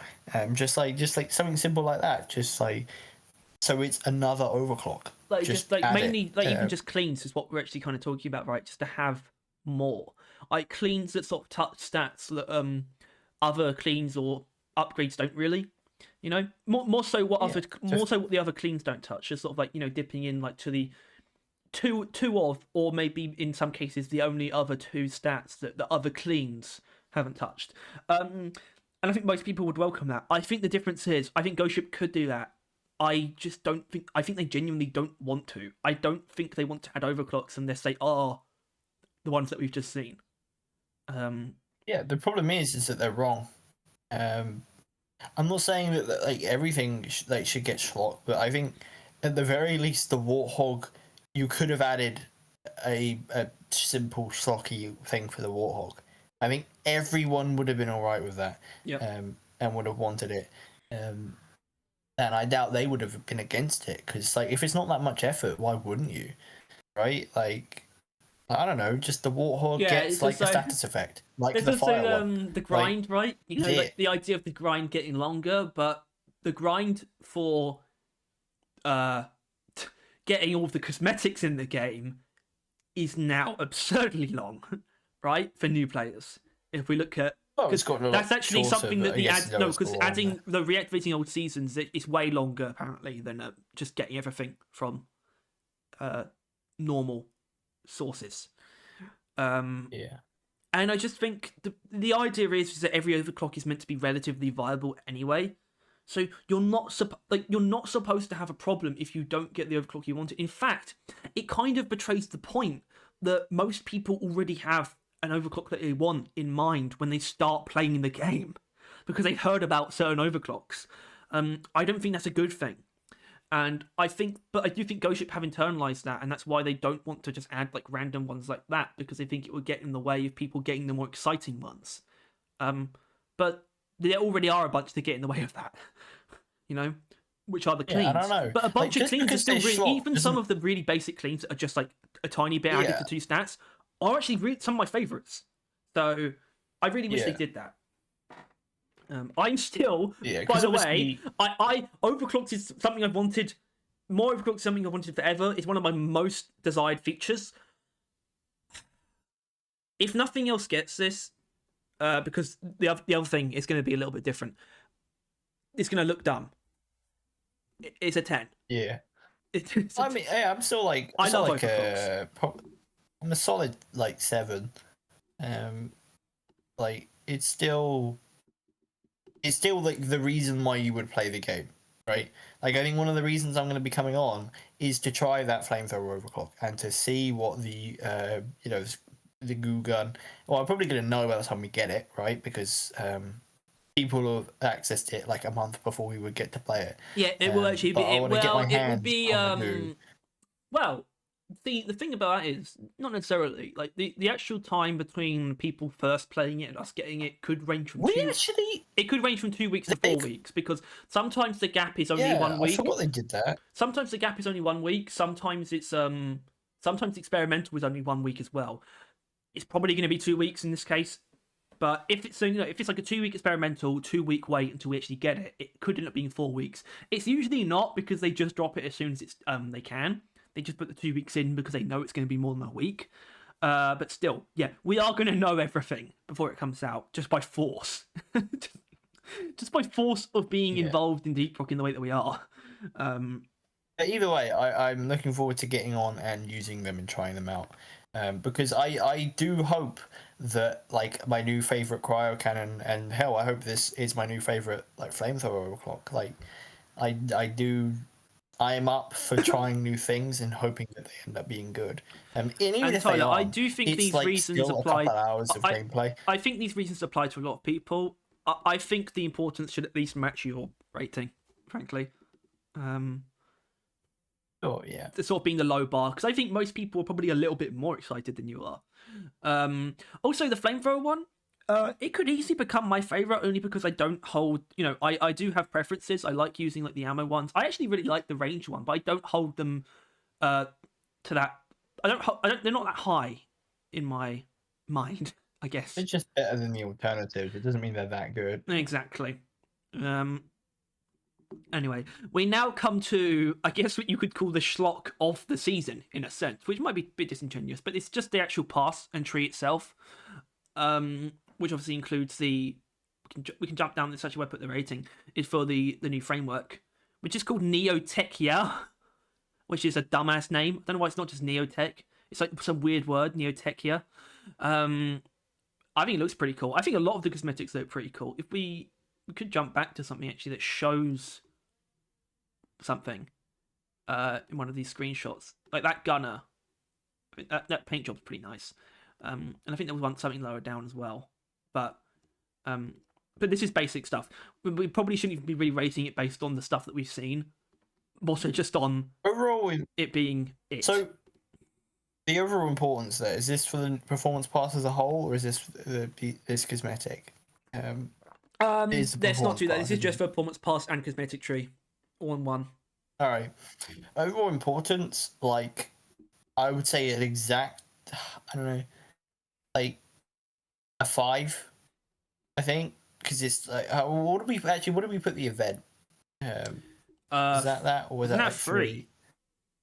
It might have been 3. Then it's mandatory. Actually, I would say maybe a bit more than the event because I think people. No, I think 5 is more. actually right. I think this does sustain people, like for playing the game.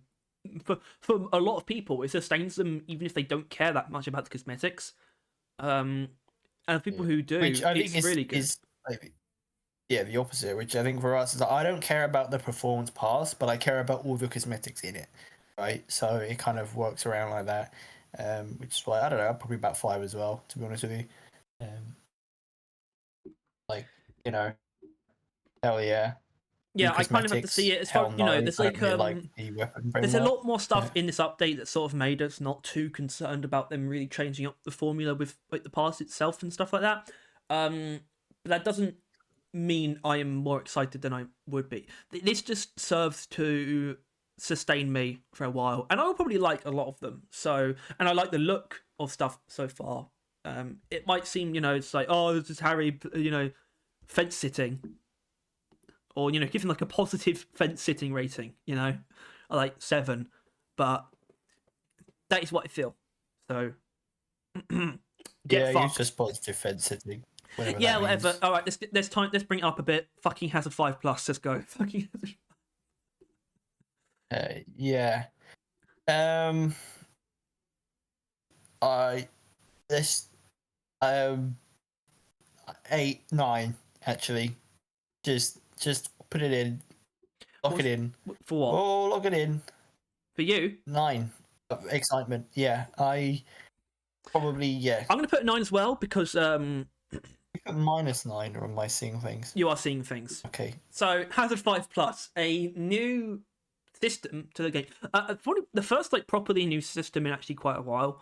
And better than that, it's expanding the difficulty beyond Hazard 5. Yeah, quite specific wording there And because it's better not. than that, What? it's flexible, the difficulty. Well, that's what I mean. The reason why I said like it's expanding difficulty beyond Hazard 5 because it's not Hazard 6.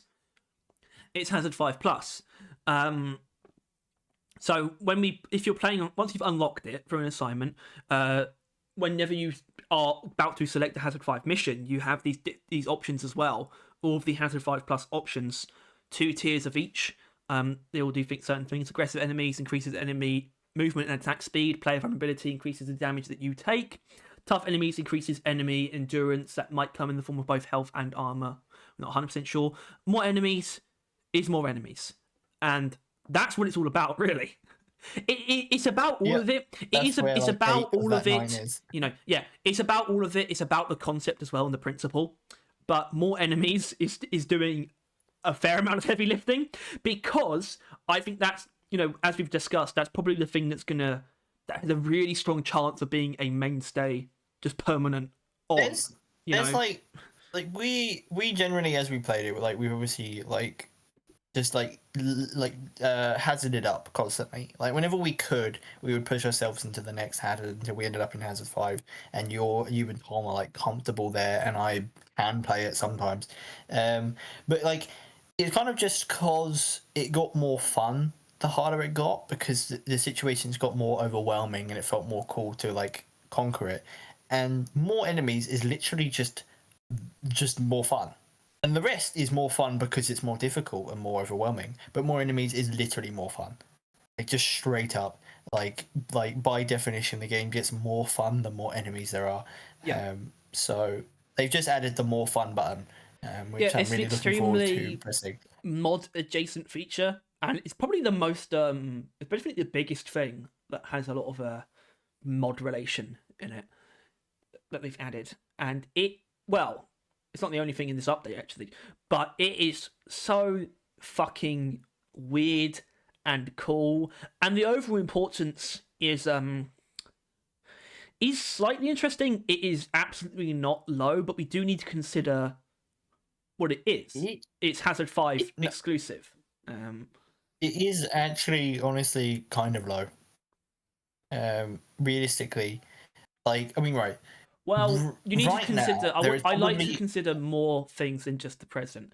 And one of the things we need to consider is the type of people who are going to be playing Deep Rock over the next 2 years, beyond Season 6 and things like that. This is going to be very valuable to those people. Yeah, until it probably another month will pass from them getting onto Hazard 5 Plus, and then it's too easy for them again, right? But realistically, Harry, it's 2% of players play on Hazard 5. Is that actually what it is, though? It's safe. I think it's even less. It's probably more now because there's less players. Like when they said that, I think it was coming out of Season 3. So there was lots of new players. So it's probably more 5% now because the numbers went down. But if they go back up, it's going to go back down to an even smaller percentage. But it's fairly safe to assume that basically all players that play on Hazard 5 are going to dabble with this game mode, right? Or not this game mode, this difficulty. I think it's not going to be another reduce in numbers. It is going to be anyone who plays Hazard 5 is going to be up for this. But it's still 2% of the player base. This is what this is for. It will encourage a lot more people to push a lot more harder into the game and difficulty wise, and it will eventually become 3, 4, 5% of the player base and will encourage a lot more people. But ultimately its overall importance to most of the player base is negligible. For us it's invaluable. Like the Yeah. excitement. I think Yeah. this is the point of the excitement / overall importance. Yeah, well, this was the turning This point. is where the differential is. Well, this was the turning point in the stream, as we established. I mean, it was already something we noticed on the side, new difficulty, but it was kind of upon seeing it and getting it that we suddenly realised, oh, Season 5 might, everything already looked good. The mission type was cool. It was the when- overclock's really good, but this is when we realised that Season 5 might actually have what it takes. It wasn't. It was the moment. It didn't have what it needed at that point. Up to this point. It was the moment when they were willing to add something that is just for the players that care and play the game a lot. Like that's what this was for, right? And I want Like, to this was when incorporate they that into the showed importance. By the way, I think there is value in that for the guess. game as a whole. Yeah. Like actually I tending think to you just- the uber long term players. I think you just really can't bring yourself to put it like lower than a 5, right? I think that's the problem here. You cannot bring yourself to do it, even though it probably technically is. You don't want to give them the negative feedback that is a low importance, because of how amazing it is. Yeah, but it's a difference between pushing difficulty further and tending to long term players. I think tending to long term players is very healthy for games because it encourages more players to become long term players.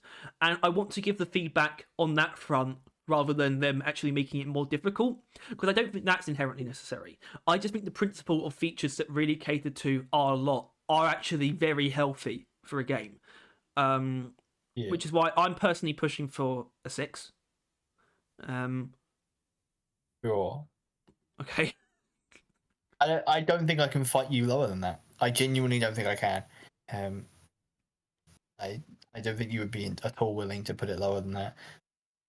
No, I just think it will catch on. I mean, Axis Kronos, this is a bit different, but he said something about how, in terms of like the meta of what people do in the game, there is a strong chance that Hazard 5 Plus maxed out, it will start to feel like you aren't really experiencing the game like properly if you're not maxing it out, if you know what I mean. That's kind of why we play Hazard 5 anyway, right? And that's why most people play Hazard 4, because they don't think like that. But, I mean, at least me, I already do, which means there's a really horribly high chance that I'm just going to end up whacking it all up constantly.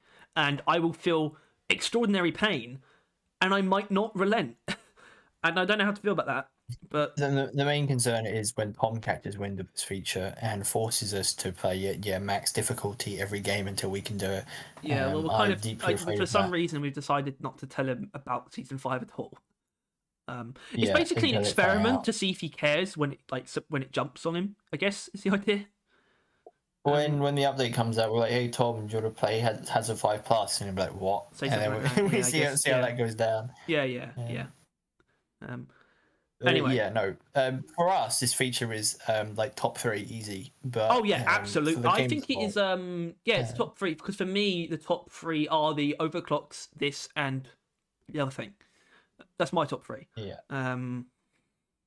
Speaking of, but that's very different from what the top is for, overall, for the game. So we got reactivating old seasons. I don't know why I'm being coy about this. This is good, and I do like it. Right? I'll be upfront about that.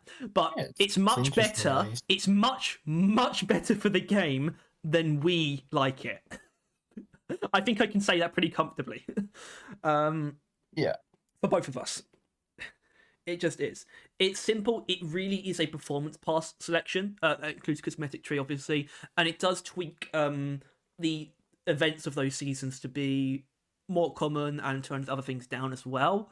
But for the most part, the gameplay experience isn't going to change too much. It's more so about progressing through the pass and cosmetic tree of those seasons. That's what it's all about, really.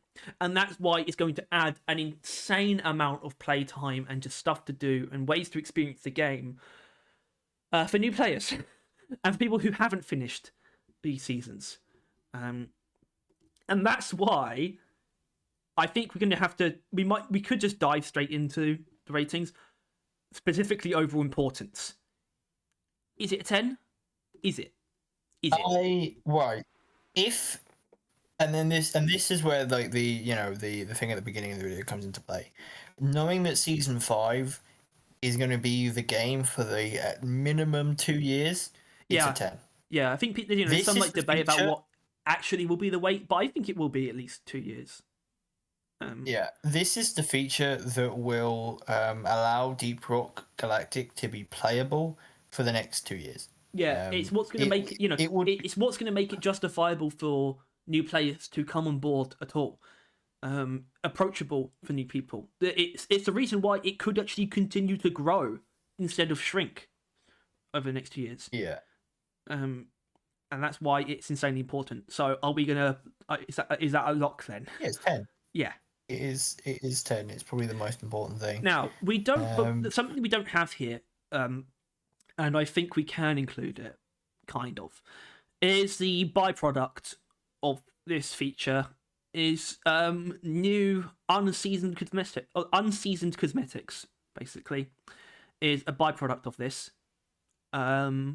which is cool. Straight up, it's going to be a really awesome feeling to find stuff from those sources again. You just throw this in here, so our excitement is more. Yeah, than well, the mine. thing is, I don't think it should actually change that, but I also can't really. I don't know if I can justify giving it its own section either. I don't know. So we're kind of just stuck with it. You can factor it in if you want or not. The thing is, if I don't, oh god, this is so mean. I'm putting it as a 1. Fucking hell. Now it's going to be slightly useful for us for a certain reason, but that doesn't change anything. Yeah, I'm excited for it in any way, shape, or form. I run it through my mind. I feel bad about it. I just want to make that known. It doesn't matter that I feel bad about it because it doesn't change the fact that I'm also giving it a 1. Yeah. That tells you something. Those ratings tell you something, right? Yeah, I don't give a single crap about this feature, but it is the most important one they possibly could have added at this point in time. So yeah, Ghost Ship. Let's flip that around again. You're going to notice something about this.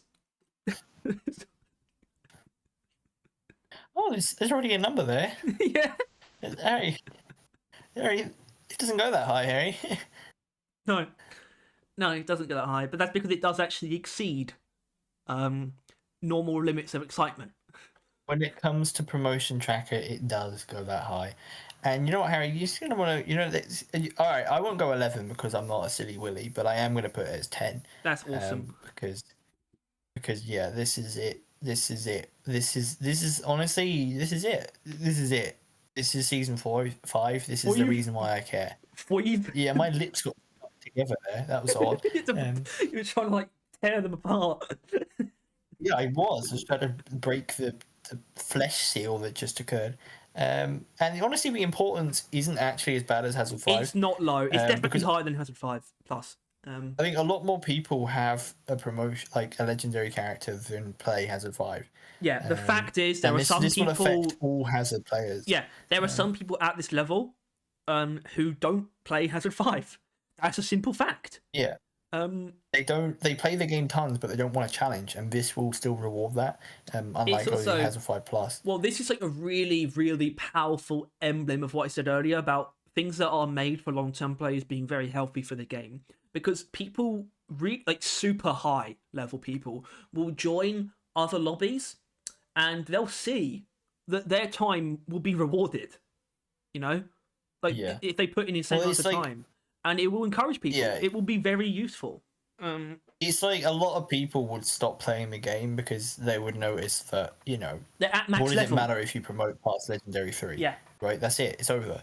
And like during those 2 years, I assume people that would start playing like at Season 5 would reach a Legendary 3 within that time and then stop playing the game. But meanwhile, because of Season 5 adding this, they won't.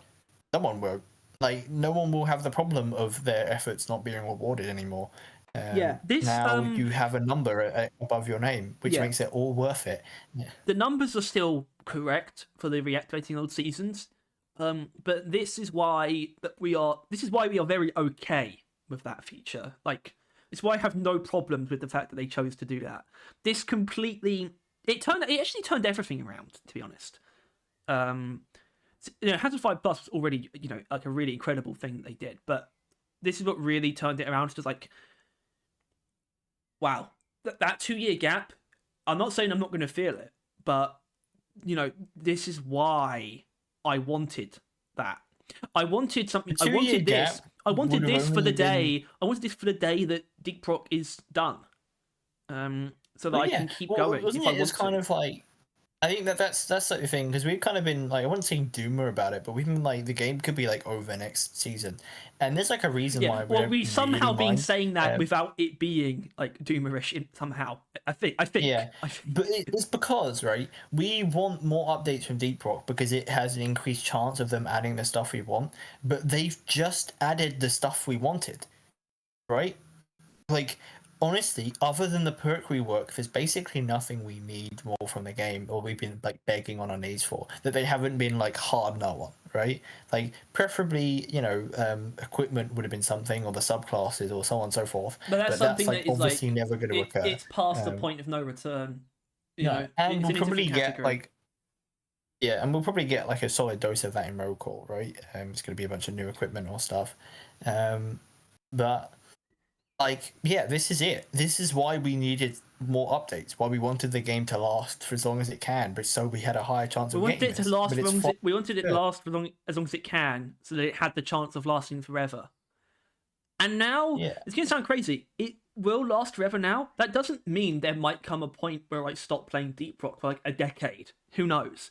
But then I'll pick it back up again when I'm 50, and I'm like, I can still play and get that number will go up, and my time will be Yeah. rewarded to some extent. Which is an Enough insanely of an that's an extent. insanely existential reason to bring into this, but it's real. And I'm kid. I've said this. I've said this twice. I said it on the stream and on the podcast. I've never wanted something to be added to a game more than this ever. And there are just few very. This is the sad part.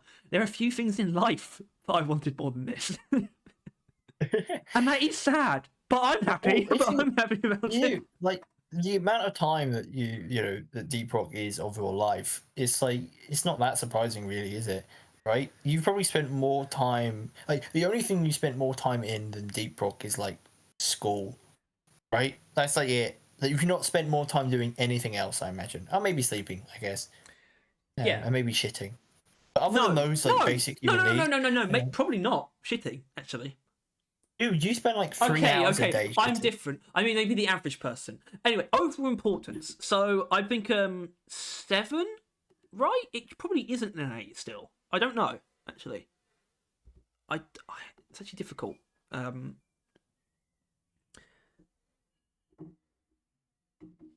No, it's not that high.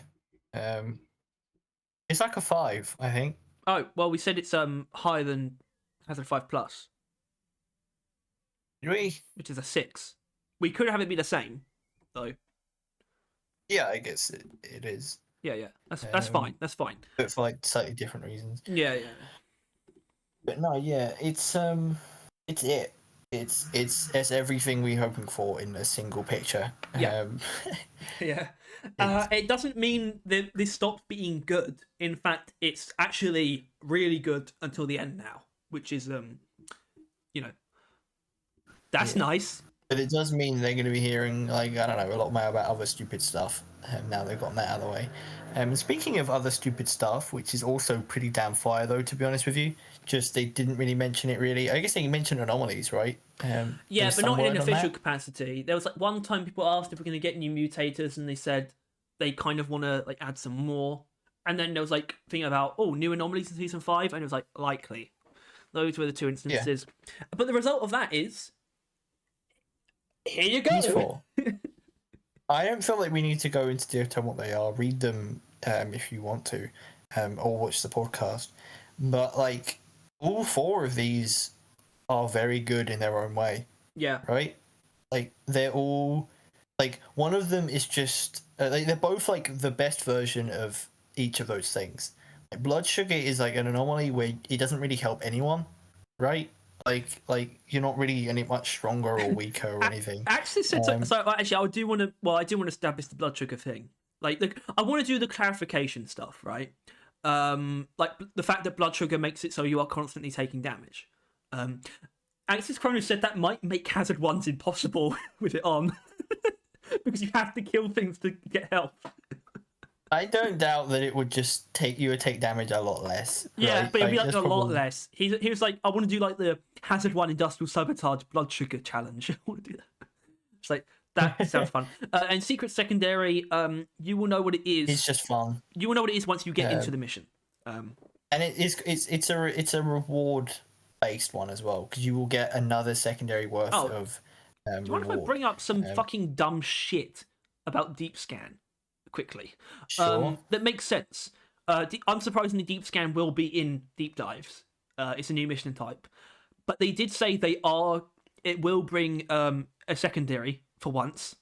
A Deep Dive secondary. Right. None of the missions they've added since they added Deep Dives have done that. But they also said they're adding another Deep Dive secondary, which I have to assume, so I can keep my sanity, is one of the other missions that doesn't have one. Not a actual new secondary. Because we also kind of want new secondaries. So I don't know how I feel about them putting any extra effort in Deep Dives, but I thought I should mention that. Which might give me a reason to play. You know, I could get overclocks out of it, and maybe I want to see those things. I don't know. But yeah, Secret Secondary is really cool. It's a secret, like, you know, challenge in a way, isn't it? Where it's like, you're kind of just going to be compelled to do it. That's kind of the idea, I think. Obviously, the reward is there, but it's more so just forcing you to do something just by, like, psychological manipulation. It's just... Yeah, and I think that's kind of funny. More. Yeah. I'm looking forward to going into a cave and there's, like, Bulu caps and the, like, You're flowers. gonna be fucking over the in moon, same aren't you? place. Just collecting plants left, right, and centre. Oh my god. Duck and Cover, I think, is partially for the stationary enemies, in a way. Obviously, it's ranged enemies of all classes, but I think it's going to be a way to sort of really see those in action in a more guaranteed sense. Ebonite Outbreak, it was a curveball in its own right, wasn't it? I mean, Yeah. I couldn't have predicted that. I really couldn't have done. And it's very simplistic, but it doesn't stop it from being extremely cool. These warnings, I don't want to jump the shark, especially for your rating, but are we sitting at a uniform 8 or something? Yeah, I was going to say 8, yeah. Like, for everything, I think even importance. it is, like, I wouldn't blame you if they're, like, your favourite. I would blame you if they were, like, your least favourite, but they're like the gunner of stuff, right? It's just solid. Yeah. Like, universally, each of them are going to be very good in their own regards. Like, I think Duck and Cover's going to suck, but it's not like it's the first time warnings are going to suck, right? Like, Lethal Enemies sucks, Bacteria Plague sucks, but, like, not in, like, it's bad, but in the I hate being here, it hurts, but, you know, it's a warning. You can not do it, right? Yeah. That's kind of the point. I mean, I think Ebonite Outbreak has a strong chance of being very favoured by me. More fun Yeah. than not. But overall, it's just like a really solid sprinkling. And I think, honestly, Sprinkle is actually disingenuous. It's just a nice, like, lathering of variety for the whole game. Of, you know, multiple anomalies and warnings. It's just a really good thing to do. And it's been a while since we've got something that's just this straightforward. Just, here's more variety for this aspect of the game. And they did a really good job as well. So that's an easy 8 in every category, I think. And there's probably not much more to it. No, I don't think so. I just look forward to them, really. Like, it's one of the main things. Cosmetic filtering. This is going to be difficult. Actually, like, we need to move onto this immediately to see the level of filtering. So what this kind of tells us, so this is just for beards. Obviously, there's actually quite a bit more for headgear, but it seems to be they have done a lot in dividing each cosmetic category up into their own, like, unique categories. Like, for beards, we got clean shaved beard, you know, braided, bound, long, masks, short, and steel. That's like a lot. And you would assume, obviously, beards and headwear are the most like that, you know? They have the most things, but you have to assume they have multiple pretty unique categories for every category. And I'm gonna wonder what that's like for paint jobs though, if at all. You would assume so, but paint jobs has a lot, and I don't know how exactly you would divvy them up. Seasons, obviously, but then the other Yeah. ones, maybe like colors. But really, this is actually going to be really probably annoying, especially for people who have like paid attention to us for a while and the things that we've said. This is kind of really only important for headwear. Because that's the only one where it's difficult to find stuff. Like, really, let's be honest.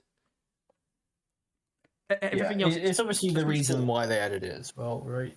Like, there's no other, like, yeah. And I wouldn't say I'm excited about it, right? I don't know if you would. I don't think there's much to be excited about. No. Like, I've never had this be a thing that's really getting in the way of me enjoying the customization. The lack of this has never actually truly affected me. We were just always like, it's for some people do have a difficulty finding headwear. Like, we do, but it's also not really getting in the way anyway. I can't we were honestly still say... finding the stuff, but now we'll be slightly quicker. Like, I don't know, my excitement's like 3. I'm gonna... Well, I want to go 2, actually. Which is weird. I'm going lower than you. Yeah, I'm looking. I hope, because I kind of see it as if they know what their categories are, they know where they need to fill. I don't know. I'm hoping for the best. Importance higher than our excitement, I would assume, but I'm not sure what point, like what level really it is. 5. 5. 5. It's actually, sure. I mean, 4 would be just as reasonable, I think. 2, 3, 4. It's nice. Yeah. We actually could, because it is separate, because it's got different, it's there. Improved cosmetic randomizer. And do you want to know why? Because actually, 0. Better. There are no zeros. Then 0. If you get an 11, I get a 0. Fine. Really? I've never touched that button in my life. Okay, whatever, fuck it. Bye. New PAF overlays. So, this is player affliction overlays. Apparently, quite a lot. It's like pretty much every effect that can be done to you has been changed, like in terms of how it looks. Which is neat. It's just neat. It's just kind of neat. I'm like 3. Yeah. I'm looking forward to seeing them. I can't do much with that, but I'm still... Yeah, that's pretty much what it is. Importance is very minimal, right? It's like 2, maybe. Yeah, it actually is. I've never seen anyone ever complain about this stuff, so... Yeah. Yeah, no. It's like 2. And then the next one. I guess that is actually a more like actually a weirder section, like in between, like the other like good stuff. Yeah, the next one. Lots of new cave formations. Over 20 is the current number. Over 20. I don't want to spend time like trying to analyze what this is. And to be honest, with these ones, I can't like see any major differences. But that's not the point. Also, something's missing. Yeah. Yeah, the thing.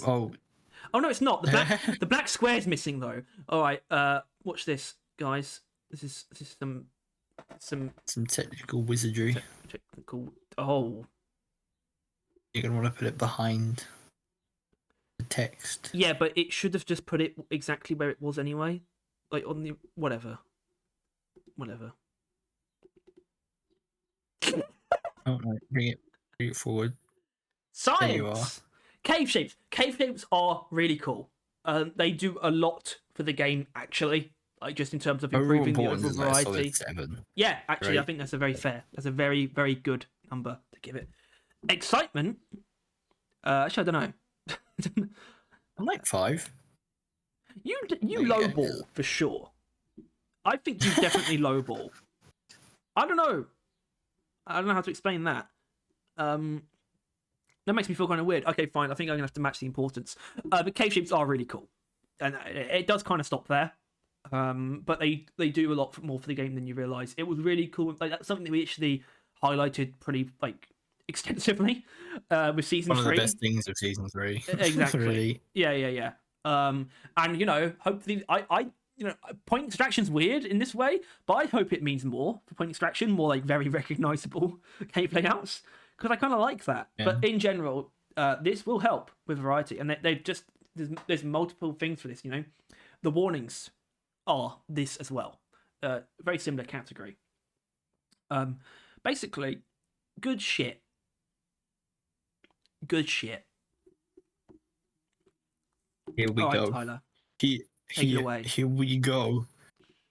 New Omeran phase. Yeah. Next slide. Yeah, we did need the next slide, actually. So, yeah, a new attack for the Omeran Hearthstone fight. Yeah, it switches out between the two that are already there, which is exactly what I've been asking for like the last 2 years. Which, thank the gods. Thank the ghost ship gods. They finally did it. Those mad son of a bitches. I wouldn't say I'm a huge fan of what they have done. I mean, we wanted the column to appear, but just principle, really, isn't it? It's just principle. Yeah. It really is just principle. They did actually. I want to sort of clarify some things about this. So, what it will do. Okay, so what the attack will do actually, it will try to just basically just encase you in just armor and rock. But I think you can pretty easily break. I think it's probably like it could be one hit. I don't know. The way this looks, it makes it feel like that. But it's probably it could be going even if away. it is one hit, you still need to hit a couple of times to get out. Yeah, exactly. Fairly encased in there. Yeah, but like I don't know. Yeah, it is interesting. An interesting thing, and if you're on the Retta when you're on it, it will destroy it. Like not destroy it like completely, but do a lot of damage, which is something they kind of joked about saying that you can't really sit on Doretta anymore repairing. But it feels like that's like that is actually one of the points. Like to add something that prevents that. When it targets you, that's the point. The other Omeran attacks don't. But if you are on Doretta, obviously it won't always occur. But no. And I think that's the interesting thing is that is going to be the interesting thing. Sitting there not knowing which of the three is about to occur, because people kind of get in the formula like, Harry, you don't repair your turrets until the stone appears, right? Now, the stones might never appear. Well, okay, actually, no, that's true, actually. Sorry, I was about to, I thought you might have gotten mixed up. So, in terms of how this changes the Omeran fight itself, it doesn't change stages 1 and 3. But it does make it so stages 2 and 4 are both randomized between the 3 options. Which is to an extent exactly how it should be. That's like exactly how it should be, but it's still missing parts of our it's how it should have been. Sorry, it's still missing parts of the many pitches that we have made on how to improve escort duty. But in the vacuum of itself, in its inclusion, it is done correctly, in that we don't have randomized phases. It is. I think it is also worth mentioning that they did mention casually once that they might have that they were gonna that this was a part of the game that they were thinking about looking at, right? And now it's paid off. Which I don't know. It's interesting. There always seems to be inklings that they were thinking about this kind of stuff, which is why it's odd when some other things aren't talked about. They were up for the Omeran phase. They were thinking about this, but they have no intentions of industrial sabotage, stuff like that. Which is how you kind of know, because they did acknowledge this, even if it was vaguely at some point. This has been in the stew for a little while. I don't know. I think it's all right. I think it's now made this Omeran fight not bad. And I mean that literally. It was bad before. It was very stale. Now it isn't that. It's still not good, but it's not bad. So, and my excitement can only be so high, considering to engage with this content, it means doing a escort duty. So I'm sitting at probably a 1. Holy shit! That This is okay. exactly what I wanted them to add, and I don't care. Yeah, Because they it's, should have done it in the first place. the same as the other thing was the M1000 move clock. It's the same as that. Yes. Oh dear. All right. Okay. I'm not gonna pretend that another thing. I'll give it like something high. Importance. Overall importance though is like 4 probably. Yeah. Like, all right. It makes one of the worst game modes in this game like slightly more playable. Okay. That's the onward phase. Are we nearly in now? This is it. This is like the last. This is the last thing. bit, The last right? thing is Yeah. new weapon maintenance rewards because, well, the only thing of note here is the fact that they did make it of note, right? It, as in the weapon maintenance paint job would have gone completely under the radar. We knew we were gonna get one. Yeah. But then they were like, you know what? That's at 3. It was cool seeing the 5.1 and then realizing what that meant. So yeah, they added and 3 then weapon seeing maintenance that out of awards, 7. which will, I think we assume that it's going to stop being exponential. It's probably just going to go up in increments of like 5 or 10,000, but like from now. But it's still going to have escalating XP costs, like long term, like incentives. Yeah, I mean the numbers are going to start getting quite high. I mean it starts at like 5k, right? Which at 7k that's 45k, which is a couple of missions at least, right? Yeah, I mean I think the number 4s are 30k. I think, right? So there you go.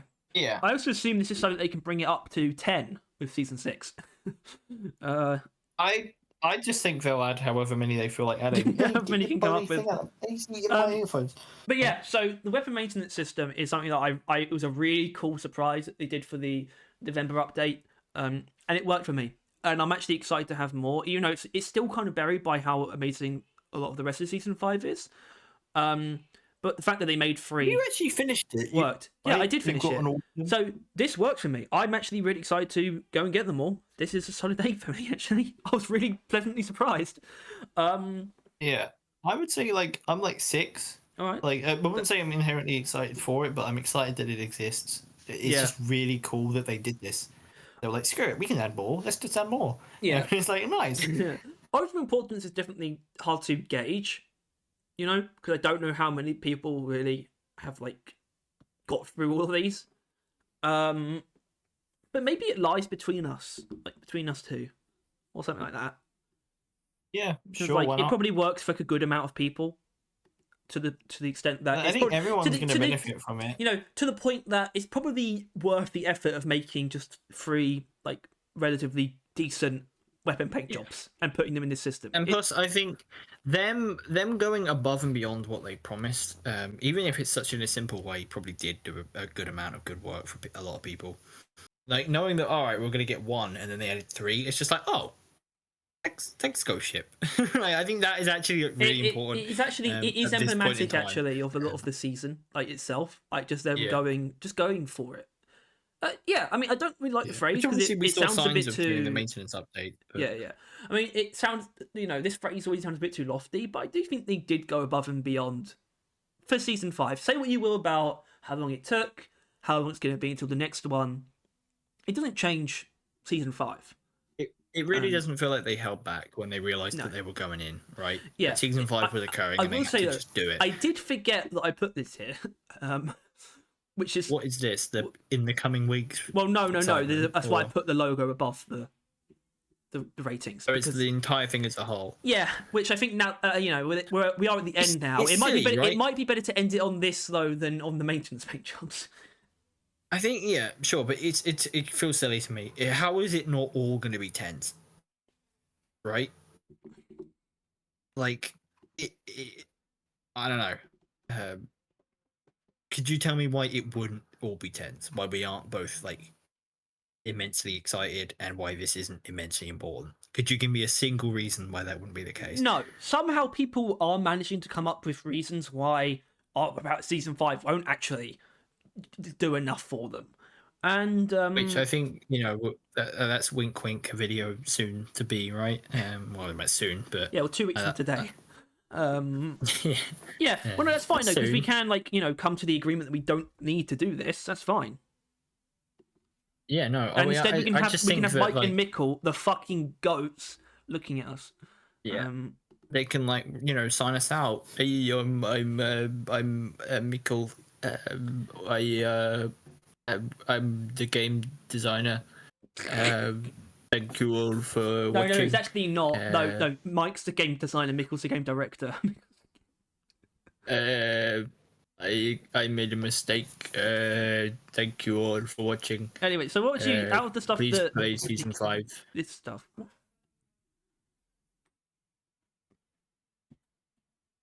Holy cat.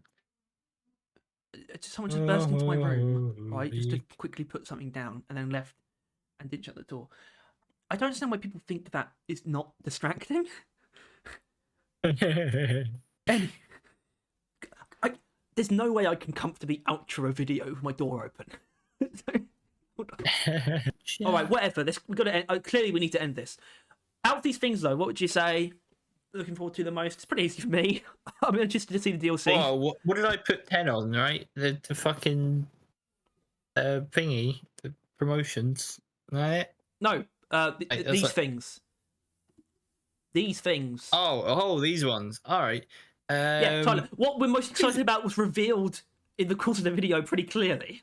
Yeah, I wondered why you were asking it, so that makes more sense. The narrated trailer, because they always somehow reveal some bullshit that we've never heard any sort of whispering even about. Yeah, the trailer's so I'm cool. wondering if they can pull it off. Yeah, the DLC is just always more tangible to me. So Yeah, I see that to like, I'm going to still get to use that, and yeah, so I'm excited about the DLC. But yeah, that was us This is why it was called an evaluation. It's kind of giving an overview in a sense, but obviously not in a timely manner. But more so evaluating where we stand and what we think these things mean for the game. And I hope there is some value in this. If there was, then please make sure to like and subscribe. And if you want to stay on top of everything to do with Deep Rock and Rogue Core, then also click the notification bell. And leave a comment below on definitely do leave comments below, because I think we can, anything you leave on this we can use for the next podcast as well, potentially. But if you want to do what we did as well, if you just want to like go through, you could number it if you wanted to, or you could put the name of the feature, or you could just put a list of numbers. I'm sure we could figure out what you mean. I'm sure we could yeah, but either way, some sort of code. This has been Battle Vision signing off. That makes it sound like it's the end. We're never to be heard from again. Yeah. All right. Bye everyone. Thank you for watching.